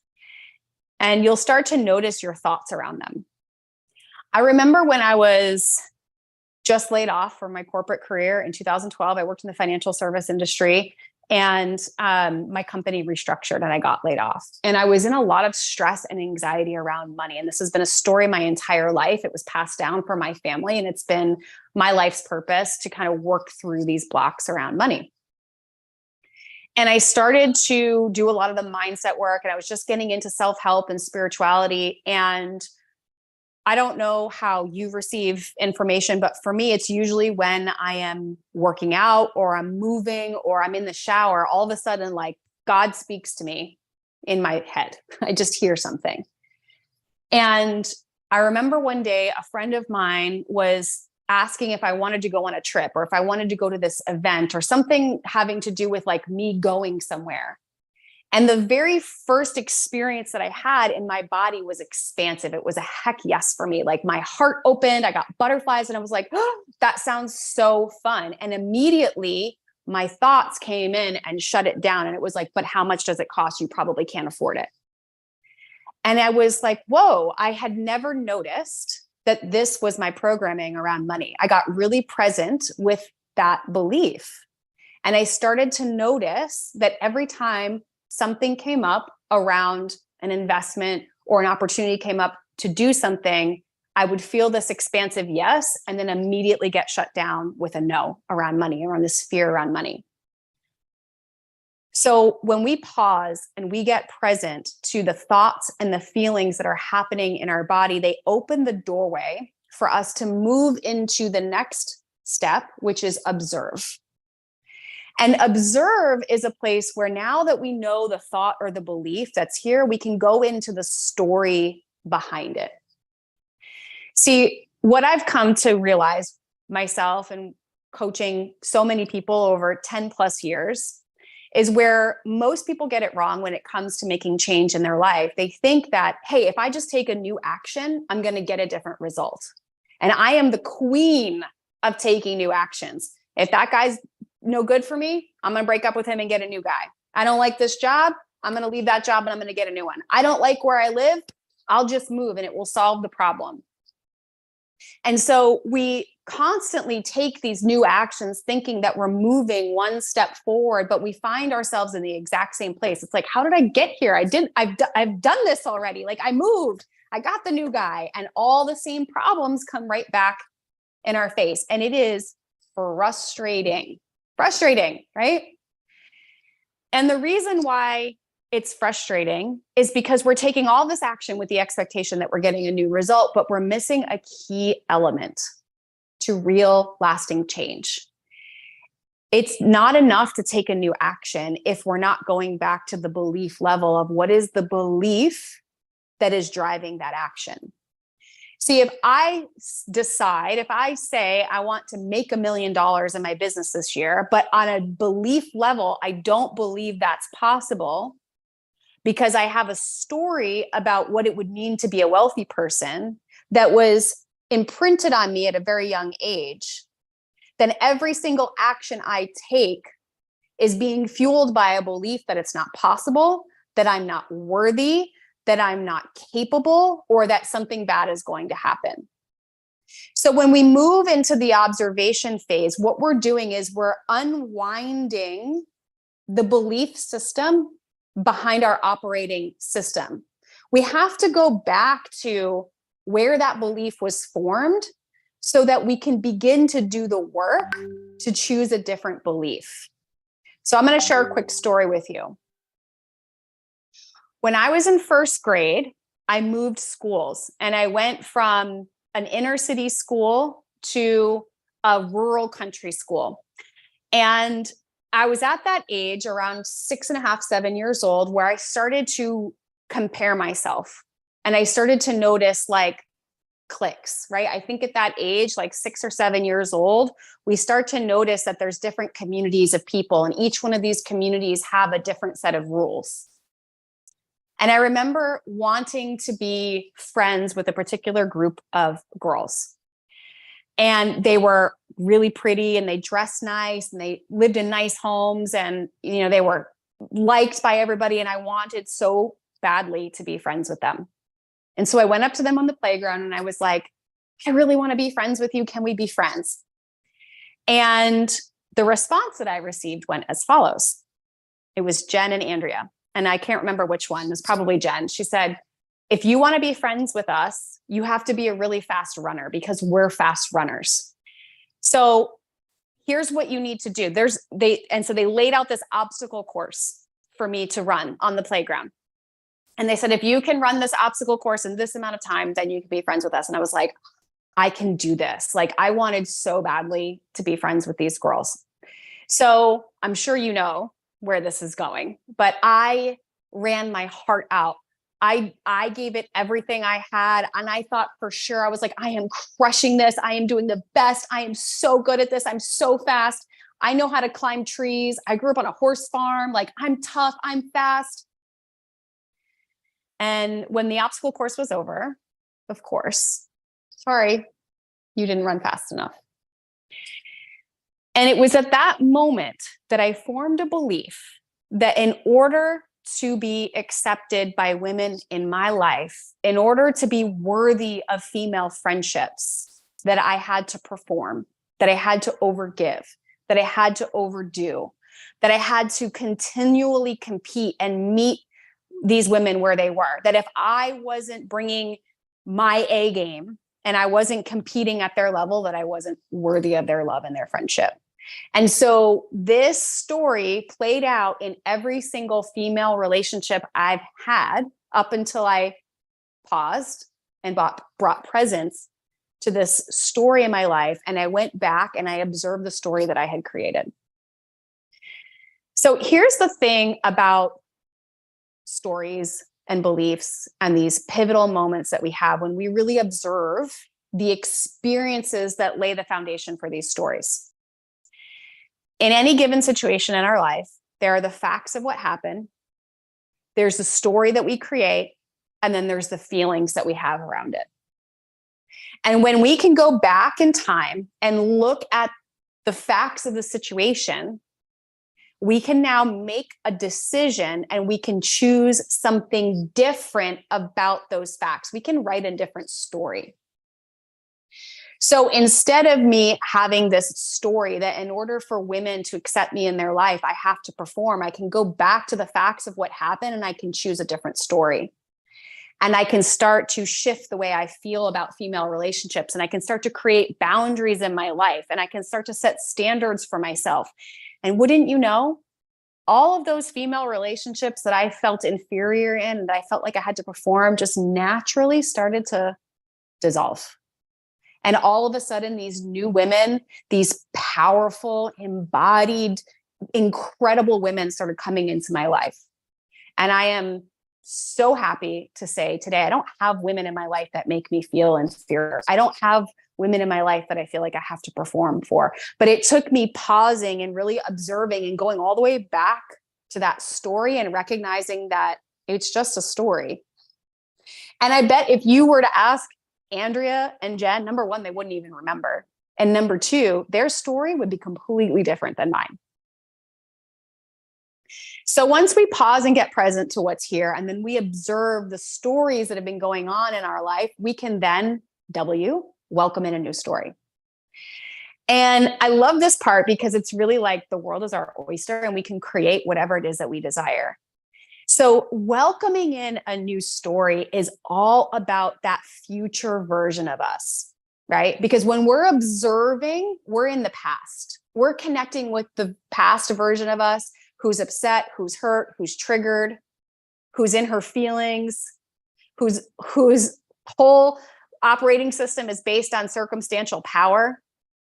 But when we shift into W, which is welcome, and we're welcoming a new story, this is where we get to tap into the future version of us. Anything's possible. We can write whatever story we want. And so this is where we get to play in the field of what's possible. We get to tap into our potential. When we welcome in a new story, we start to build out a framework for us to operate within. This is where personal power comes from. When we welcome in a new story and we start to tap into the woman that we know we can be, the human that we know we were meant to be, we can start asking ourselves, how would this version of myself operate in this scenario? What boundaries would I set? What rules would I follow? What rules would I throw out? What difficult conversations would I need to have? What rooms would I put myself in? What standard would I set, right? So we start to create a whole new ecosystem for us to thrive within. A new set of rules, a new set of standards, a new reality that is rooted and seated with new beliefs. Because it's not enough to just take new action. Here's the formula. Our beliefs create our thoughts drive our actions get us our results. So if we want a different result, it's not enough to take a new action. We have to go back to the belief level. And when we welcome in new beliefs and we welcome in new stories, we completely shift the trajectory of our life. So imagine two cars that are driving side by side at the same speed. And one car decides to turn the wheel 1 degree to the right. That 1 degree might not be noticeable in the short term, but what's going to happen over time? In a few miles, the space between these two cars is going to be wider and wider, and eventually, before you know it, they're going in opposite directions. So this is the power of micro shifts. This is the power of every single day, one small, tiny, little micro shift in the direction of your future self, welcoming in that new story. And then one day you wake up and you're like, I don't even recognize the person in the mirror because I've been so consistent with this action that I've been taking towards embodiment and personal power. So all of this up to this point is pretty simplistic. We pause, we get present, we observe the stories, we welcome in a new story. Pretty simple. Here's where things get a little challenging. We move into the fourth step, and that is embody. And as I mentioned earlier, when it comes to circumstantial power and personal power, the embodiment phase is where we take all the things that we know and we start doing them. So like conceptually, you can talk to your girlfriends about having that difficult conversation with your boyfriend about that thing that he's been doing that's been really upsetting you. And you can talk about it until you're blue in the face. And sometimes it makes you feel like you've actually done something when you haven't actually done anything. Until you actually sit down and have the conversation, until you actually put the thoughts and the beliefs into action, nothing really changes. And so the embodiment phase is where our words and our actions start to align. And we are now operating from a place of integrity based on where we are going and not falling back into where we've been. And in my experience, through everything I've lived through and all of the nuances of life, this is the most confronting place, because we're no longer asleep, because we have awareness of the thoughts, because we know where the story came from, because we know what we are capable of and who we want to grow into. But now we actually have to put it into action. And it is like so hard. I'm going to share another story with you. So I transitioned out of my marriage in the end of 2019, and I committed all of 2020 to just focusing on myself and really, really doing the inner work to heal. And there were no men in my life. I was not dating. I wasn't like in the DMs, no flirting, literally nothing. And I kept getting, through my meditation, my guides kept saying, okay, you know, you've done the work. The next layer of evolution is you need to welcome men into your life. And I was like, I'm not ready for that. And they're like, yeah, no, you need to actually start taking the things that you've learned and putting them into practice. And I was so resistant to dating because, again, like theoretically, I understood it, but actually doing it felt so confronting, right? It's like you can watch all the YouTube videos on how to drive a car, but until you actually get in the car and you know what the gas pedal feels like and the brake feels like, you don't know how to drive a car. And it's the same thing with embodiment. Like you can know all the things, but until you actually put it into practice, like it's not really going to do much for you in terms of shifting your reality. So I start dating, and let me tell you, like we could do a whole masterclass on that, of just like the trials and tribulations and the ways in which I self-abandoned and the ways in which I lowered my standards, and I just completely took everything I had learned and threw it out the window. And then I was like, oh, I'm taking everything I'm learning and I'm throwing it out the window. So again, we come back again and again and again into the dojo, into the training ground, into the ring where we meet ourselves and we are tested over and over and over again. And I'm happy to say that I'm in a relationship now with a man who I feel so safe and grounded and connected to, and my nervous system is regulated. And yet still I am confronted with the past version of myself. And I'm seeing these thoughts come up and I'm feeling the feelings come up. And instead of operating from the old me, which was to pretend or to talk to my girlfriends, I'm sitting down with him and I'm saying, I feel very confronted by this. This is super uncomfortable for me, but I'm committed to having this type of a relationship. I'd like to have a conversation with you. And my armpits are sweating and my stomach hurts and like my mouth is dry and my heart's racing. And yet I am walking myself with personal power through that process. And this is the process of embodiment. And where we get this personal power from is we are so in integrity with where we are going that we honor our word to ourselves first above anything else. And I believe that this is where real confidence comes from. It's easy to stay accountable when you have a coach coaching you. It's easy to stay accountable when other people are watching.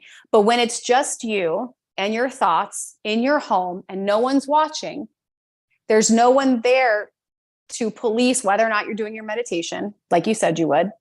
There's no one there to make sure that you are moving your body and reading books and honoring yourself and doing the things that you have promised that you will do, because it's just you. And I know it's hard and I know it's challenging and it feels scary, and it's the unknown is the unknown. But when you take those small, tiny steps towards honoring your word, no matter what, to yourself first, you create an environment of safety and trust within yourself that is literally unshakable. That no matter what conversation you have and no matter what the outcome is, as long as you are embodied in your truth, you can walk yourself through anything. So if my boyfriend decides that this relationship is no longer in alignment with him, my heart will hurt and I'll be sad, but I'll know how to walk myself through it because I did it with integrity and I did it with truthfulness, which is what I desire. And that's the future version of myself, right? So in this embodiment phase, you're going to make mistakes. You're going to fall back into old habits. That's okay. What matters is that you bring presence to that. You observe the story that came up, you welcome in the new story, and every single day you lead yourself in the direction of where you are going, not where you've been. And then we move into the final phase, which is to release and rejoice.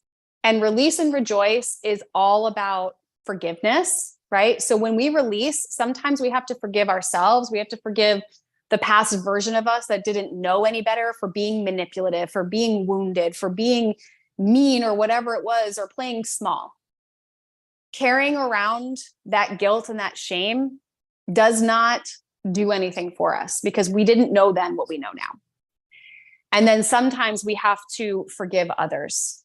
Every story has a villain, but it's the villain's job to call the hero into their power. So again, personal power. You get to choose. Are you going to be the hero or are you going to be the victim? And rejoice is all about celebration, right? What's the point of doing all this work if we're not going to celebrate the wins? It's a core value of mine with myself, my clients. We celebrate every day. And so I love having what I call like a little brag box on my desk. And I write down awesome things that I've done that day or that week to celebrate those small little micro shifts. And even in those conversations that feel edgy, that feel like, ooh, celebrate it, acknowledge it, say, you know what? I'm really proud of myself for having this conversation with you because it was really difficult. And I'm just so proud that I was able to, navigate it. So pause, observe, welcome, embody, release, and rejoice. Those are your 5 steps to personal power and embodiment. I would love to know if this lands with you, if this resonates with you, if you try it on, let me know something that you're shifting through. Send me your celebrations. I want to celebrate you. And the last thing I want to leave you with is this. Meditation literally rocks my world. I'm sure if you're here, it rocks your world too. And I have a gift that I want to share with you to really help you tap into that future version of who you are. I've created a beautiful future self visualization that will help you to tap into that person, to that version, and really anchor this in so that you can be on your path to embodiment, to personal power, to self-leadership. I believe that anything you desire is available to you. Thank you so much, Charlene, for opening this space, for allowing me to share this message, for bringing these visionaries together and changing the collective of the planet. You are doing the work. And I just want to acknowledge you and say thank you so much. Thank you, thank you, thank you. Yes, we're doing it together and it's way more fun together. Thank you for the beautiful presentation and for this gift. I've shared it in all of the different streams that we have going on. It'll be with the replay for everybody. So go ahead and grab that from the comments for this future meditation. And I just love this acronym of power. I'm always talking about power. And now for all of you who are listening to me often, and when I say, remember how powerful you are to return to your power, you can also have this expanded process within that. So it's such an awesome gift that you've just given everybody. Thank you for being here. You're rad. You're a powerhouse. And I hope that you so many unexpected blessings in this season of your life. So much may that love with your man just keep expanding and rippling out into your life. So there's just more and more love and goodness all over. I receive it. Yes, please. Yeah. Thank you so much, love. I'm just laughing because I started the session today talking about one of my edges around dating and men and how I still get all tripped up. And I love how you brought it back because maybe what I didn't wrap up by saying is like, I'm grateful when I see those parts of me that are still a little like, oh, that's so interesting that my mind went in that direction when he didn't respond. Okay.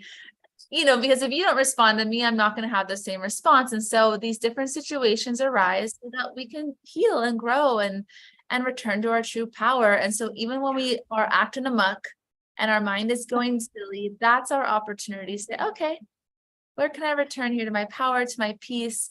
And rather than shying away and thinking I'm doing something wrong, or I just maybe I'm not ready to date or whatever it is, or I'm not ready to go be visible, I'm not ready to write my book because this one moment felt hard, or I felt embarrassed, and it's like maybe I'm not ready yet. Well, no, maybe the readiness comes by just continuing to show up and receive the information by doing the thing, like dating or making the blog or whatever, right?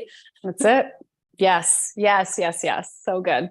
Thank you so much. And everyone enjoy this future meditation, and go ahead and re-listen to that if you wanted to go back into the step-by-step and didn't take notes. Thank you, Melissa. Bye, honey. Wow, everybody, what a good day. Yes, if you're here live, go ahead and share your thankfulness. What an amazing, amazing day. So we're going to wrap up today, day 3 of Soul Keys. We go through Sunday. Just as a reminder, tomorrow and Friday, again, we have interviews and presentations. You can see it's a mix. Some people are coming in and delivering a transmission. Some people I'm having a conversation with. We do that same time, exact structure, both tomorrow and Friday. And then Saturday and Sunday, we are just meeting in the morning, well, my morning time for that session. Same time we've been starting, but it'll just be a session with me so that you can have your weekend, have some potent wisdom and some ritual and meditation time. We'll have a 90-minute session. So it'll be a mix of both. So you can have an incredible weekend, but also not be on your computer all day and be in your life and out in nature and with the sun on your skin and enjoying. And also it'd be a great time to integrate some of the stuff that came up this week while you're being here, and maybe make some changes and see like what wants to shift in my life, you know. And so for those of you in the All Access Pass, we are going to be meeting in a couple hours for our closing session. For anyone who's not in and wants to be in, this is your last day to jump in here. After that, it'll be a closed group. And so if you feel to be in Zoom with us and you want to be coached in a couple hours, as well as tomorrow and Friday, and be in connection and really get feedback and be engaged and like be with the speakers here in Zoom, it's $47, you know, just jump in. And if not, this will be our group and we'll keep streaming in the way we've been streaming. So what I want from everybody is, one, go into the Facebook group and share your biggest takeaway, your biggest aha, your biggest revelation, the thing you're going to practice, what moved you the most. Answer in whatever way feels most relevant for you. But the idea is to reflect.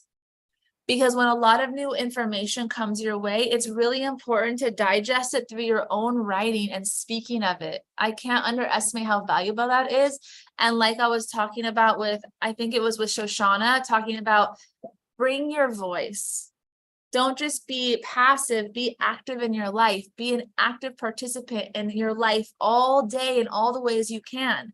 And when you're something like this, that looks like using the chats, making comments, sharing in the Facebook group, like be active, be a conscious co-creator with life, right? And see how much energy and joy comes when you're really engaged and you're like just living as a yes to life. Okay. And one more thing before we close up for the day. I know some of you weren't here when I shared the invitation to Revelation earlier.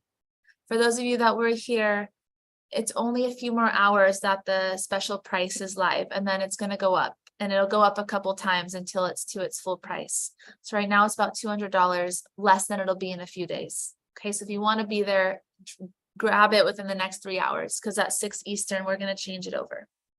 And what Revelation is, I mean, it's very much the work that Dr. Rao was sharing is really resonant with me. It's very, for those of you that know my work, you know, there's a lot of resonance there. And that same sandbox that he said he plays in, that's what my work is about. I work with leaders who are creators, who want to create the most beautiful, fulfilled lives of contribution, who consider themselves leaders, who want to make a difference in the world, who want to have an impact, and are ready at this phase in their life to have their spirituality be their ultimate priority, recognizing that it's not separate from anything else, and that becoming identified as spirit is actually your access point to everything that you could possibly ever need or desire in this life. And part of that is to let go of some of the things you think you are and think you know about yourself and think that you want, that are based in the ego. And to clear that all away so that you can be reborn, right? I said that energy of revelation, one of the themes is rebirth. So we're going to actually have a ceremony of rebirth, a ritual process of rebirth during this virtual retreat that's happening at the first week of April. And you're going to get clear on what your cosmology and worldview is in such a way that it empowers you to have the most beautiful days and the most beautiful life.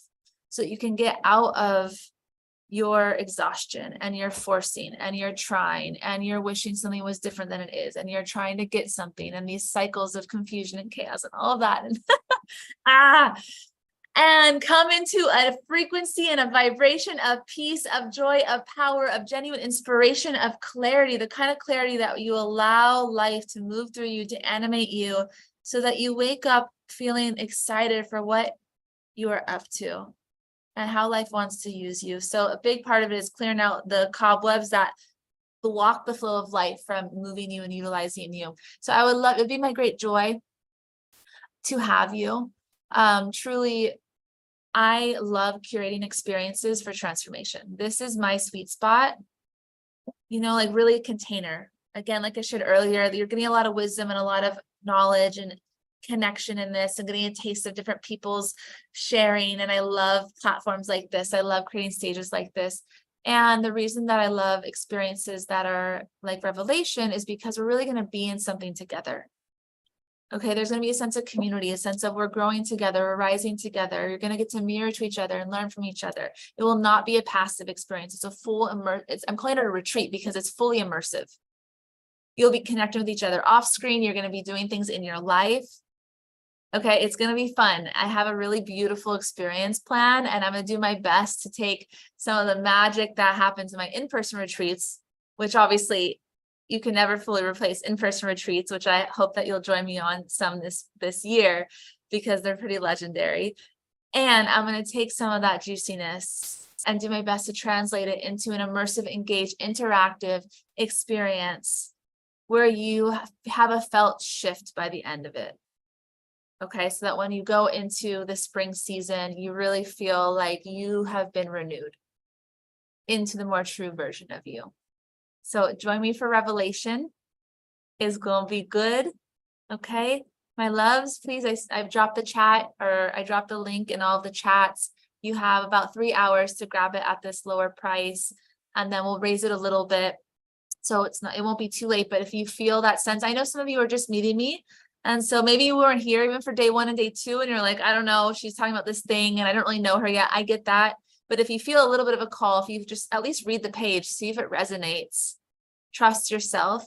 And of course, it'll still be an option tomorrow. So the price will be a little higher if you're like, I like her, but I need to at least join tomorrow. I get that. But for those of you that have been here, you know, trust yourself. There's a reason you showed up here.